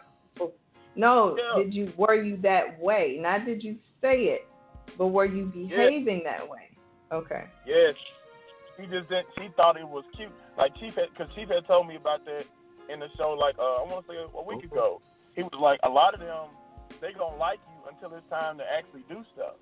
Till it's time for you to step up. Be like, no, my son's not doing that. We're not getting vaccinated. But you got vaccinated and you fine. I know that. These ain't the same vaccinations. Well, what if he did? What if he did? I'm like, nah, man, my son not doing that. We'll talk about it. I'm like, ain't no talking about it. So you just not gonna listen to me? Yeah, I'm listening to you, but I'm telling you what it is. You feel me? Just like the same thing with milk. Like, I don't want my baby drinking cow's milk. Well, we drink cow's milk and ain't nothing wrong with us. Man, I'm lactose intolerant. I can't drink that. You're not giving my baby that. So I went and made coconut milk. And when I did stuff like that, she got jealous. So, like, I'm thinking in my mind, okay, I have to look at what attracted her to me and have to see how I can use that to my advantage again, because I'm not finna lose like that. I'm not finna lose to somebody dumber than me. I refuse to do that. So like, well, be prepared for a fight. Like she said, sometimes you just gotta say, you know what? I lost this one. I can go make more babies. I can make another one. Yeah, but it's hard. That's the first one, man. It's hard. It's hard to go like that. Like I said, 'cause I feel like I'm letting him down. 'Cause like that's what I feel like my dad did. I understand. And I'm not gonna let him be around a bunch. I was very Go ahead, Sequoia. This for Dedrick. I feel like there's a lot of women out there who would love to follow you, Dedrick. So I feel like maybe you shouldn't waste your time on trying to, Oshun her or whatever. Because let's say you find a new woman that loves what you're doing, but you have issues with your baby mom. That's not going to make her want to stay with what you're doing, because she's going to be like, well, that's been chaos. Like, that's bringing me drama. Yeah. Make that right so that when you get your new wife, she's like, okay, I don't have to worry about no problems with that statement. He handled that, So, like, I'm not doing it for her. I really could care less about her. I'm doing it so I can stay close to Junior.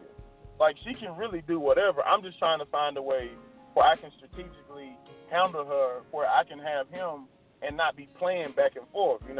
I'm not none of this. I could care less, because once I realize who she, because I can read her mind, and that's the actual problem. Like, that's the one thing I've noticed about women. When you mentally connect with a woman where you can physically read her mind and hear her thoughts and y'all responding back and forth, that becomes a problem after a while. So, like, I know that. So I know that you ain't on my team. I know that you stuck with these light code lockdowns, and then hopefully they'll come off. But until then, don't play with me about my child, because that's my first one. You feel me? And me and him have a connection. You understand? So, like, I understand what you're saying, and like it's not baby mama drama. I'm just coming, like, a lot of this stuff, because I actually don't talk to her. If it's anything outside of the child support payment is there, go get it. I'm coming to get Junior, and he'll be back at 9 o'clock. That's the amount of conversation that I have with him. It's just when it's time for me to start doing stuff when he gets older, I don't want the trouble. So I was asking, like, how can I strategically handle this to where I can use her to my advantage for him? Because I had noticed when I do stuff that benefits him, that she likes, she'll turn around and do it and tell me that she don't need me to do it no more. And I know it's a game. I'm like, come on. You know that you wouldn't have thought to make your own baby food. I've been doing that since he was alive. That's why he still remembers me now. You know, it's just how do I stay on top of that as far as dealing with her without kissing her ass and without, you know, being like, I guess, unobservant. So I had peeped that about her. Not to break the conversation, but I'm by the river and I just see two turkey vultures doing figure eights. And it was like beautiful. It reminded me of like what it was showing. You know, it was showing you're dealing with like connective forces. You're dealing with like the especially they were doing figure eights, which was kind of crazy. It was just beautiful. That you know, you get these, especially the turkey vultures. They mate for life. Usually they're the only bird. I think one of the only birds that like once they pick a mate, they stay with that mate pretty much for their lifetimes. And it just shows the balance that needs to happen inside of our relationships. You know, once we do open up the roads for that perfect mate, and we've healed ourselves, and we've done so much stuff to make ourselves into that perfect mate, we can actually join another bird or another soul and actually make a beautiful figure eight of masculine and feminine energies working together. So I just wanted to share that. And let me. I'm gonna bring in. Yeah. Go ahead. I'm gonna bring in one last caller. We got about 7 minutes left in the show. Let me get this caller and we'll continue. 813. 813. 813. Come on, Tampa, stand up. 813. All right. I'm Hello? gonna put them back. Hey, there you go. Yeah, we can hear sorry. I just wanted to make a comment. I've been listening. I believe the gentleman's name is Dietrich. So Dietrich, I've been listening to your situation, and it sounds good to me. I've been listening to you talk about the good and the bad with you and your child's mother, and you kind of put into play that you want to Oshun her. And, you know, basically Oshun is love. So it sounds like that's what you are doing, even though you're looking into the present and you're saying that you don't want certain things to happen between you and your son. But you're saying that, you know, she lets you come get the son. You have some type of relationship right now. So, you know, I think that your situation is good right now. You can look at the fact that you're making, you know, a certain type of milk for your son, and then when she sees it, you're saying that she's jealous, or she's trying to do that, or she wants to do it, and she tells you that you don't have to do it anymore. But to me, that's good. That's awesome, because she learned something from you. You know what I mean? If that makes sense. No, you're right, and I'm trying to keep that going. Like, 'cause like I said, he's older now. Like he's not a baby no more. He's 2. Right. So like, right. With me being in Atlanta and with him being there, I can't really do little stuff like that no more. So as opposed to me being hands-on for the time being, because the whole intention is to set up a situation where not only can he come and be with Baba, his brother, his cousins, he got 4 cousins, I'll end up teaching all of them stuff, because you know they're not gonna teach them nothing, because they stuck in that paradigm and they gotta work for money. I don't believe in working for money. I exchange services for what I want, but I'm not gonna work for no money. I refuse to do that. But so like my thing is with the pattern that she's been showing now. One minute it's all cool, the next minute, especially when it's important, because I was actually gonna take my down in Mississippi, and it was all cool until I got down there. And when I got down there, she just all of a sudden flipped it, just for the simple fact that she could. And it's stuff like that bothers me. I don't want that to happen older, because I already told him, like, look, you playing with me now, and I'm gonna let you have your fun with him now, because he's cute, he's cuddly, he really can't talk. So you got that right now. But when he's old enough to talk and be like, where's Baba? You're going to be somewhere sick while you're playing. So I'm trying to avoid all of that, because I don't want to be in a situation where, you know, my son feel like I'm ripping him from his mama, because she's doing little insidious stuff like, for when he was staying with me as a jit, when he was 6, 7, 8 months, he slept by himself and he played by himself, and he would call me to come get him or whatever. So he would let me know when he needed everything. But when he stayed with her, she made him. He still sleeps with her to this day. Now that's making him, and no one wants to keep shut up so bad at night. So when I get him, you know, it's hard for me to lay him down by herself. And I know she's doing that way he's gonna be hooked on her. She takes little stuff like that because she can go back and tell her friends that she's doing it, and really it came from me. But it's a little insidious, little sneaky, you know, dirty stuff that she's doing like that to make him cling to her. That way he won't come to me when it's a problem, or when it's time for him to come stay with me, because I'm not gonna hold you all day. I'm not about to listen that you cry. I'm not about to sit up and let you sleep with me all night. You better get over there and go to sleep, because you're a man. I'm not raising no boy. I'm raising a man. It's little dirty, insidious stuff like that she's doing to make him depend on her more so than what he actually should. Because my son is a natural-born priest. Like, just some stuff he does, I've watched him, and me and Chief was on the phone with him. He has divined for me before, a couple times.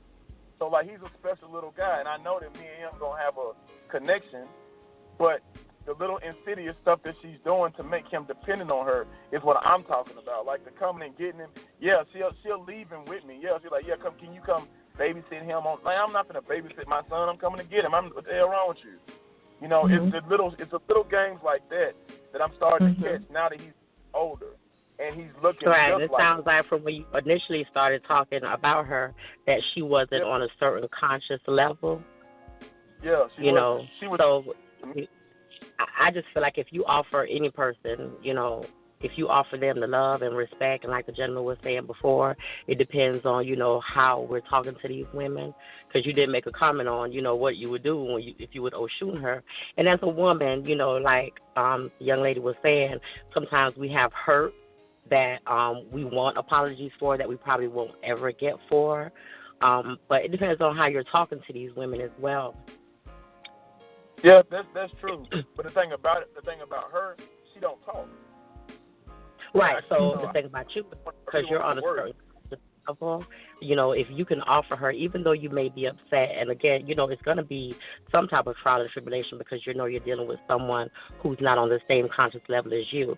So if you're on that level and she's not, you know, maybe you can offer her the love that she needs. I mean, after a while, I have kids, and if you're in a situation, if you're not sexually active with that child's father, and you can talk on a personal level about that child, it might not be good at first. It might take a while, but eventually, I mean, unless she's a monster, her heart has to heal either. You can't turn away love all the time. You know what I mean? So her heart has to heal as well. And you just keep teaching your son what you know.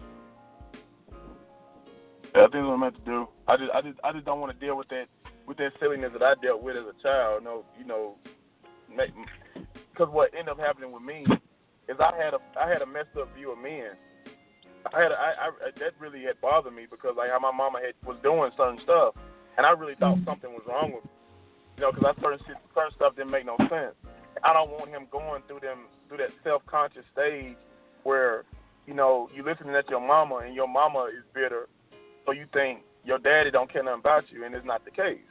You know, I guess I don't want that to happen to him. You know, that bitter black woman garbage. I don't want him being affected by that with his confidence and his creativity, and I don't want him being a simp to women either. Just thinking only women are right. You know? I have 4 kids, and one thing I know for sure is as long as you keep some type of level of communication, some type of level of knowledge with your child, it doesn't matter because children are not stupid. At the end of the day, they can kind of figure it out themselves. You're right. I guess I'm just kind of panicking. You know what I mean?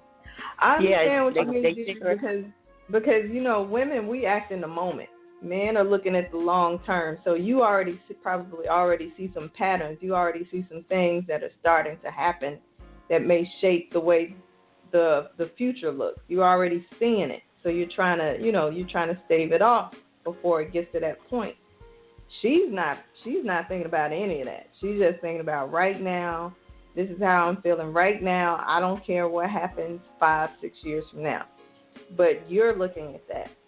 And that's why I was saying, you said you're ready to go to war for it. I don't know if you are in that position to where you can get custody of your son and, let her know it's just this serious. Like, I'm not playing. These are the options. This is what's on the table. This is what I want to do. I'm willing to work with you on some things, but there are some things that are non-negotiable. If this can't happen, then I'm going to have to go to the next step, because this is something very serious that I'm not playing about. I'm very serious about this. And then, like Chifa said, again, like Chifa said before, sometimes you just got to just wash your hands of the whole situation and go make some more babies. It sounds, like I said, it sounds cold and harsh, but like you said, back on the back of the continent, this is how it's done. It's like, yes, children are important, but you can always make more children. And honestly, if that was the situation, she will probably act completely different, because she's not going to want her child to be left behind when she sees all the great things this person's brother is doing or the sister is doing. You know what I mean? Sometimes that it may take that, but I understand what you're saying. You're trying to prevent a situation. She's not thinking about the future right now. Like I was saying, she's probably still caught up in the past. She's hurt, or she did things didn't work out the way she wanted. Is she married, or is she seeing somebody else? No, but she said something that was extremely insidious to me, and I don't think I handled it properly. And I probably should have actually told somebody about it. But it was a child support situation, and like I'm paying more in child support for him than dudes pay for 4 children. Just put it like that. Wow. And she said something to me that kind of like made me think, okay, I'm going to have to get real strategic real quick and really see what I'm dealing with. She said, I will take you off child support if you change his name and leave him alone. That's a lie. That's a lie. But no, I don't believe that. You don't believe it, but it's what I know how she thinks though. What she's saying is, if you just let me have him and you just get completely out the picture, then I won't bother you no more.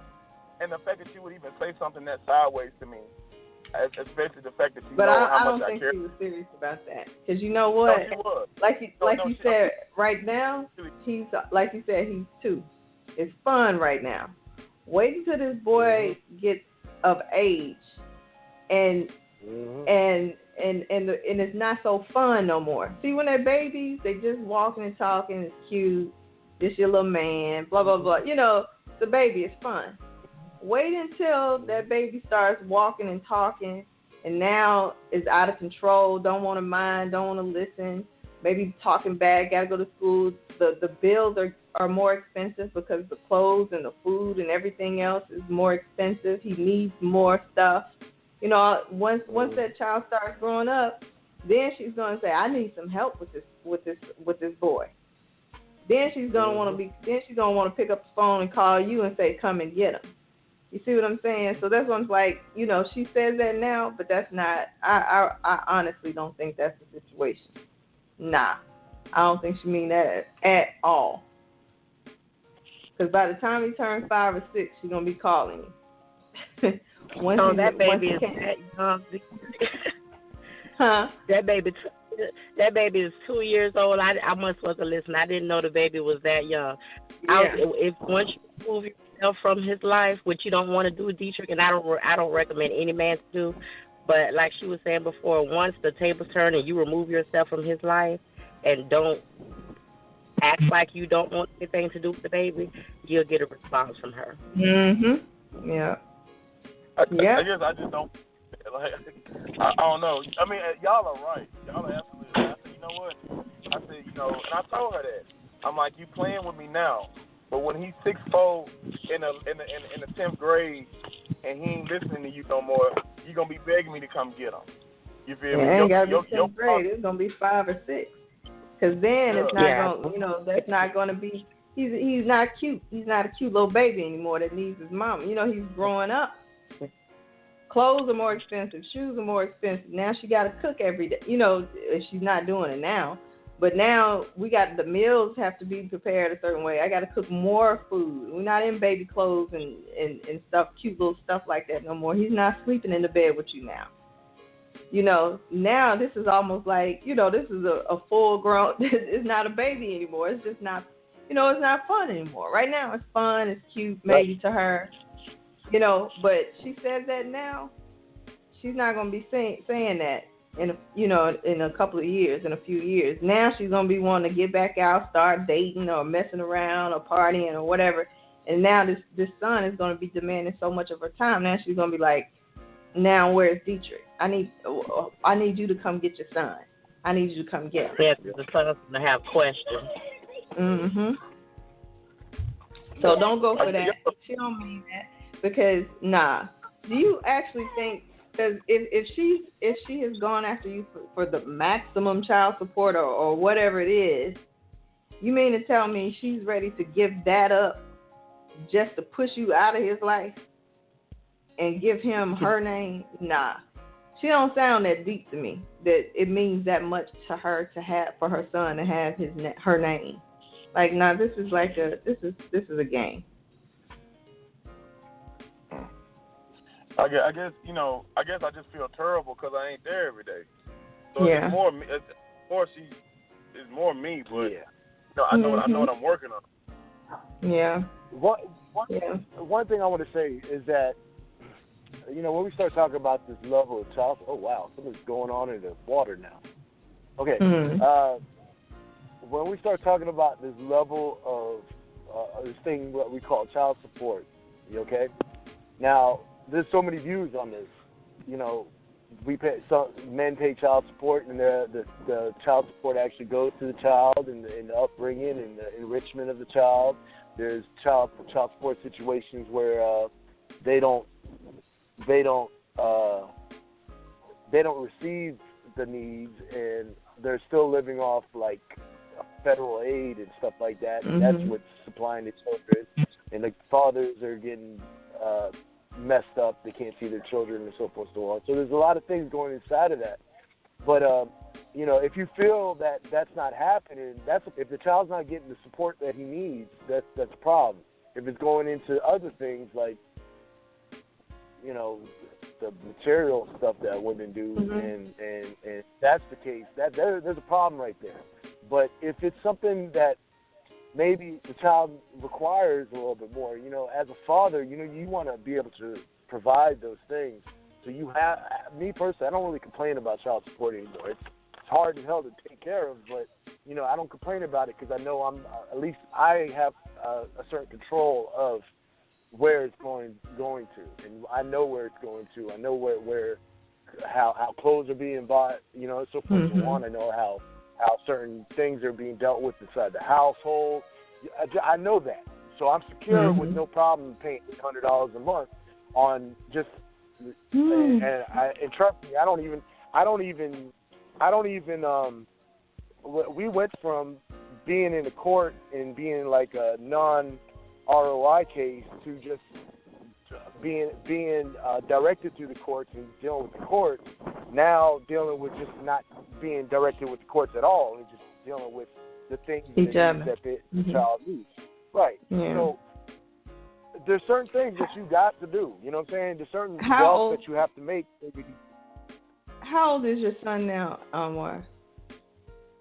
Well, I got a 7-year-old, which that's the main one that I am spending money on. This is the son that you're speaking about. Okay. Yeah. Can you tell Dietrich what the difference was between? You said you have a 7. Yeah. Can you tell Dietrich what the difference was in her attitude with you being around when this child was like 1 or 2, as opposed to now he's 7? Like how does she act as far as you being there and your support and everything when he was 2?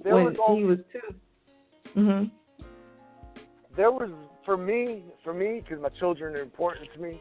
There was never a time that I wasn't around my child. I kept my child like literally 50% of the time. You feel me? To this time. There's only like a 3-month span when we went through our first major spat and argument that I wasn't even able to go see the child. She was doing, I couldn't, if I go into the house, we'd start another argument. I didn't want to have my son as a 1-year-old at that time to be in that mix.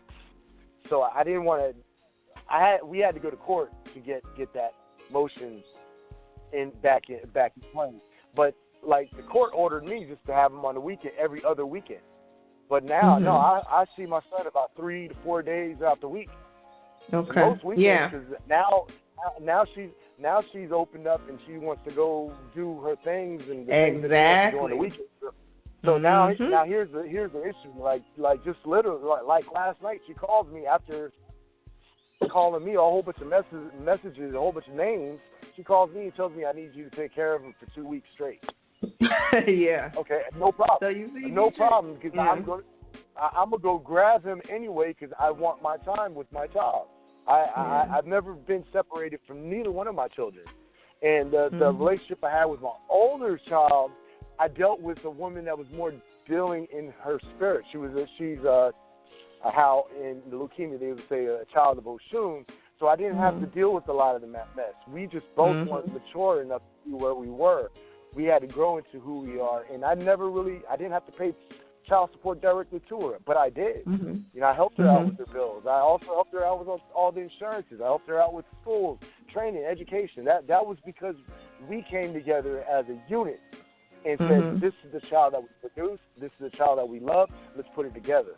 And that was the most beautiful experience with my 19-year-old, you know what I'm saying? That's what, logically, if in the situation I was in, that was the best outcome for it. And I've seen that already. And the newer, my other child's mother doesn't understand that I've seen this already. I've gone through a working situation. I've built something in a great son from this working situation. And as I've shown her directives in my experiences, she never minds it, and she wants to be hard-headed because she wants to be in control of it. Now, here's the problem. That's the problem. Because, number one, you don't have any understanding about where you're going to be next year. At least I have a certain view that I've gone through that I can sit there and say, I got experience in this. And you're talking to me like I don't. So, you know, it's that shell, man. You got to break that shell, especially women. I'm telling you, just like Anwar said, you see, now she wants more time for herself. She wants to be freed up now. Because now he's not a cute, cuddly little baby. You see what I'm saying? So don't fall for that stuff about if you just do this. You know, that becomes a game. Because now she's going to say, well, if you just do this, then I'll do this. Well, if you just do that, well, then I'll do this. Well, if you just, you know, it's going to be a constant back and forth. Because now she got you to fall for it the first time. So then she's going to be like, well, I changed my mind about that. So what if we just do this? Well, I changed my mind about that. What if we just do this? You know what I mean? It's just going to be back and forth like that. Yeah, because it just sounds like she just doesn't want to cooperate, period. It really does. It sounds like she just doesn't want to cooperate at all. That's what I was thinking, too, also, because your child is 2 years old right now. And believe it or not, my opinion is that from the age of infancy all the way out to, I would say, between 5 and 7, the children really need their mothers in their nurturing help, their nurturing thing. And, you know, I had gotten the conversation I had a couple of months ago where I spoke on mommy time. I think Elijah needs mommy time. I don't know if you guys remember that. The purpose of that conversation was not because I was telling her that you need to watch your child more. I was more telling her, like, look, I believe that he needs a little bit more nurturing from you. You know what I'm saying? He needs to feel that motherly love. He needs to feel that connectedness with you. And you kind of separate yourself from that. Simple things like reading a book to him at the end of the night, like I do. I do that. I do that whenever he's over. We read 3 to 4 books before we go to bed. You know, there are certain things, certain activities, eating dinner together, going to a park and taking a walk. Certain simple pleasures is what makes that connection to your mother or your father a lot more grand. Yeah. You know, and but I don't think Dietrich experience. is dealing with a woman that's doing that. I don't think that that's her focus. I don't think that that is where she is mentally. The welfare or the benefit of this child, I don't think that's it. I think right now it's just a game. Like, she's playing. She's just playing right now because, you know, maybe she don't have anything else going on in her life right now. So she's just playing. That's why sisterhood is so important, especially sisterhood with family constructs. Mm-hmm. They have a husband, they have children. And then when you when that single woman with a child gets around a family sister that's in a family structure, they're looking at that like, yo, this is something I want to work towards. What is what are they doing that makes this work? Okay, so I need to find a type of man like this that fits inside of the mold. You know, if I'm behaving like this, that means I got to stop behaving like this, and I need to start behaving more like this so I can attract this man to fit inside this sphere. You know what I'm saying? So, and the brotherhood is important too, because now the brothers, they get together and we talk about finances, we talk about how we support our families, we talk about how we work as a unit inside of our archetype, our typical family, and build. You know, and that, I can't stress the importance of that. You know, really being what I spoke on last night about seeing the sickness, man. Once you start healing yourself, you start seeing it. You really, literally, you can look at people in their eyes and say, "I can see your sickness. I can literally see your sickness." And I like Keith was saying, he was casting Mare Den Lagoon, and it's like he was, the signs were coming up to him because he was seeing the sickness. This was what the problem was. So it's the same thing. It's the same thing, man. Divination comes in all forms, man, and just it's something we all, as a community and a nation, have to work for. Y'all are right, man. I guess y'all absolutely right, man. It's just real hard with the with the construct that I have. Just the silly, ignorant foolishness that I went through as a child that I was conscious of, and then to see him come out, you know, I wanted to do it myself. I was like, look, I'm gonna take a doula course and I'm gonna deliver him myself. I don't want no cracker touching him first thing out the womb. I don't want another man touching my child like that, you know. But I couldn't do nothing about that. But I was there his whole life up till now, and it just tears me up. And like I said, I really feel terrible that I'm not there every day because I was watching him grow. So now he around a bunch of people that argue all the time, and he just he shuts down in the middle. And you feel me? That is more along the lines of I just feel I feel worthless because Junior ain't at the crib waiting on me to come home. You know, he 300 miles away. So I guess. I've had that problem. Let me cut you on that. Cut in on you on that, Dietrich. Stop doing that. You know what you do? If it takes a picture, something that you can remind yourself that you have this child and he's looking forward, you stop that right now, bro. Because I went through that and I still kind of tap into that, and it makes you feel unproductive. Know that every morning that you wake up, that these children, this community, this nation is something that you're working for. Be proud of that, be confident in that, and everything will work better for you. I've had that problem, brother. I know exactly how you feel on that. Don't get me wrong. Like, you haven't seen your child for like a week, and you're like, oh, what am I doing this for? And then you can get that reminder. Just take that picture, take whatever you need to keep a reference for him. You feel me? So just work that, man. Always work that. You have a purpose. You have something that you have to do. There's a requirement for you to do something here.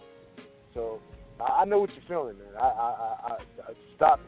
Just stop it, bro. Don't. Next time it pops in your head, just remember that. Stop it. Yeah, you're right, man. You're right.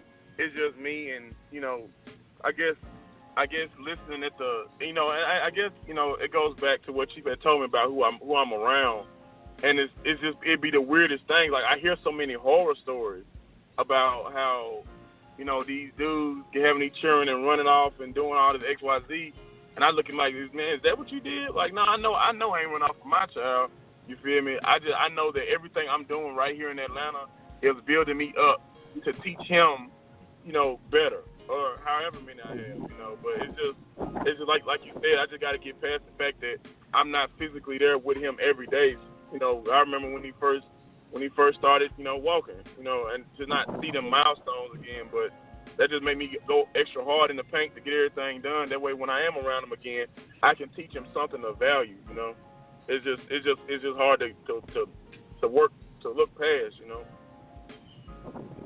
Yeah.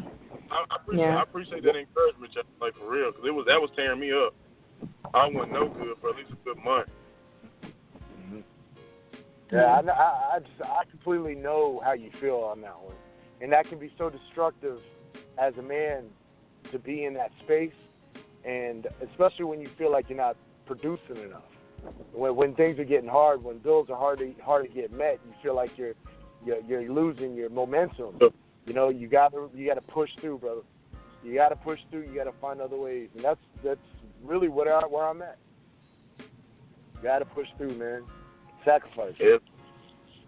Well, right. It's coming together. You know, I just got to get that little soft shit. You know, man. You know what you down here doing. Don't let nobody got you thinking that you. No, that's you right. I just gotta tighten up and stop being soft when it comes to worrying about what people think about that. You know, because I know what I'm down here doing, and it's working. It's really working. Because I done had that pop up in readings where, you know, you gotta stay on top of it. But, you know, the IJ see that and just let them work that. Like, don't get caught up in her mess. You just be sweet no matter what she do. You just make sure you be sweet to her. And when she start playing like that, you know, you just unleash the mothers and let them fix it. Because you're doing everything you can the way you can be a well-rounded father. Because I remember I was listening to a Marcus Garvey lecture. And Marcus Garvey had said when it comes to black men, you can't love the tree but hate the root. Like, you can't be African American and hate your African side. So, like, that's my why for all of this. Like, I want to be a well-rounded father. Yeah, we was born as American slave, cotton picking, jigaboo nigga mentality, you know, society. But I'm still an African, no matter what nobody say, because I can feel it. It's so much to the point where I can feel my ancestors hanging in these big old trees out here. You know. So I'm like, I don't want my son feeling like something wrong with him because he don't fit in with these Europeans. Like, you're not supposed to. You're not normal. Your daddy ain't normal. But guess what? We cool though. People gonna think everything you do is interesting. So not only get ready for that adoration, but get ready for the hate too. Because I'm experiencing a lot of that right now with the stupidest stuff. I don't see why you're even concerned about what another man is doing to the point to where you would even say something. You know, and I don't want him feeling alone with that. Like, yeah, I'm getting it now, but it's all good because we're gonna be cool. We're gonna have good people around us, and we're gonna make it to where all our friends and people we care about is straight. You know, so just, you know, it's all good. So, but like you're right, bro. I just gotta remember the why. It's because it's hard when you ain't got your child and every female you run around, you meet where your son at, man. You at the crib. Oh, why you man? Come on. It's that mess that I have to get over. This whole conversation, I've been embedded with the great mothers. I've had water, I've had a river flowing, I've had turkey vultures, I've had seagulls, I've had fish, I've had so much stuff that has been coming through with this conversation. One thing I will just say for the last point is that, you know, the great mothers, when they see the great fathers, they're going to help you. So just stay on your path, man, and stay focused. Stay focused. I'm gonna do that. Stay focused. All right. We're gonna finish this conversation tomorrow. Maybe tomorrow we can get the female perspective of this, because I think this is something that needs to be talked about. Because I think one of the biggest things is that, well, Jesus talked about this before, mate selection, which is something we weren't conscious of in the beginning when we were younger. But now that the baby is made and that, you know, things are where they are, I think, you know, both sides probably should hear each other, because the women are in pain and the men are in pain. And I don't think that the women see or understand the pain that the man has when when they don't have custody or when they don't have access to their child. Because so often in this culture, we're bombarded with, the man doesn't care. The custody always goes to the woman, and the man is just, like free to go. He's free to live his life. He can have fun. He can go out and party. He can do he's not settled down with the child. So a woman starts to grow resentment because of that. But that's a complete lie. Like, men are in pain because they don't have their children. It's not like they don't want to have their children in the house with them. That's not the situation, and that's not the reality of it.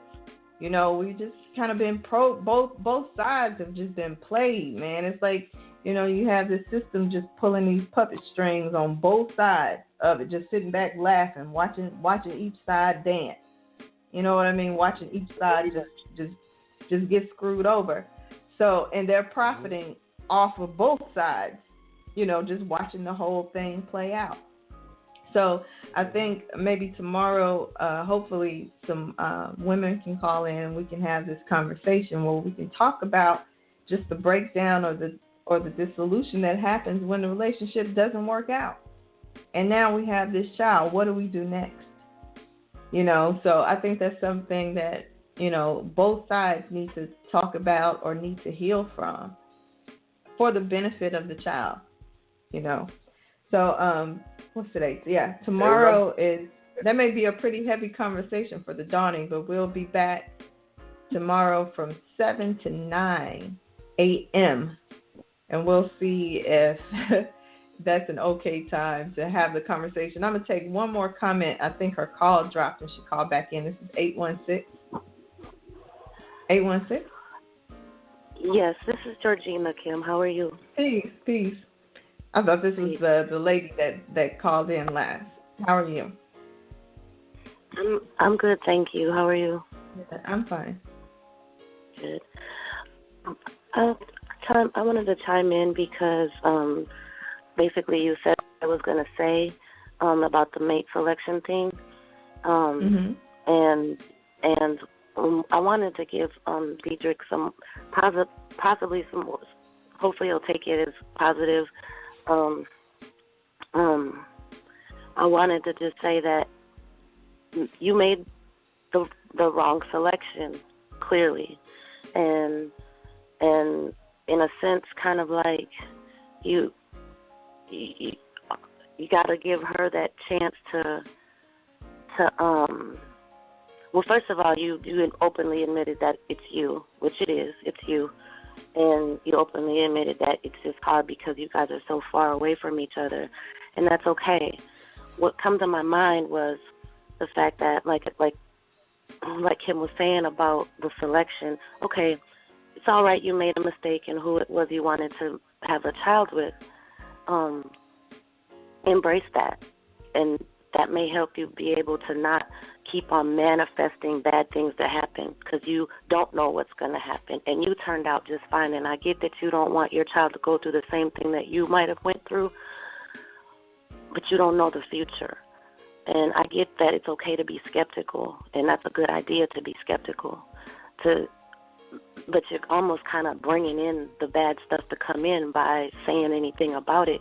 And just, why not just, I suggest looking at it in terms of like how military families have to be separate from their family. The child doesn't know that there's something going on and wrong between the two family, between the mother and father, if it is something like you got going on. It's just the same as the child doesn't know the difference between a military family having to be away from each, military families kind of stick together. Some kind of stick together, and they just deal and cope with the fact that they're away from the other parent, and the child is fine. And I say the child is fine like how you're fine. You're fine, and your child will be fine because you're fine, if that makes any sense. I guess what I'm trying to say is stop putting stuff on what's gonna happen to the baby before it even happens. I get that, like I said, being skeptical is a good idea because you want to prevent harm to your child, but you might be putting more harm into their way, and by thinking, assuming that this is going to happen, that it's a bad thing, and so. Well, I don't think he's assuming. He's saying these things are already happening. Like, she's already playing around with the custody and playing around with the amount of time that he spends with her. She's already demonstrated and displayed some behavior that is already messing things up. So it's not a projection, right. Or he's not foreseeing. He's foreseeing, like, if this continues, this is going to be a problem. So it's not like he's saying everything is peachy keen and everything is all rosy right now. No, these things are happening already, and he's only 2. So he's trying to prevent it from getting worse. But hold on just a second, Georgina. What we're going to do is, again, we're going to come back and pick this topic up tomorrow because the show's about to cut off. We've gone over time. So thanks for calling in. Thank you all for calling in. This is obviously like a topic that needs to be talked out. So we'll continue the conversation tomorrow from 7 to 9 a.m. Eastern. Make sure you call in. And thank you. You all enjoy your day. Peace.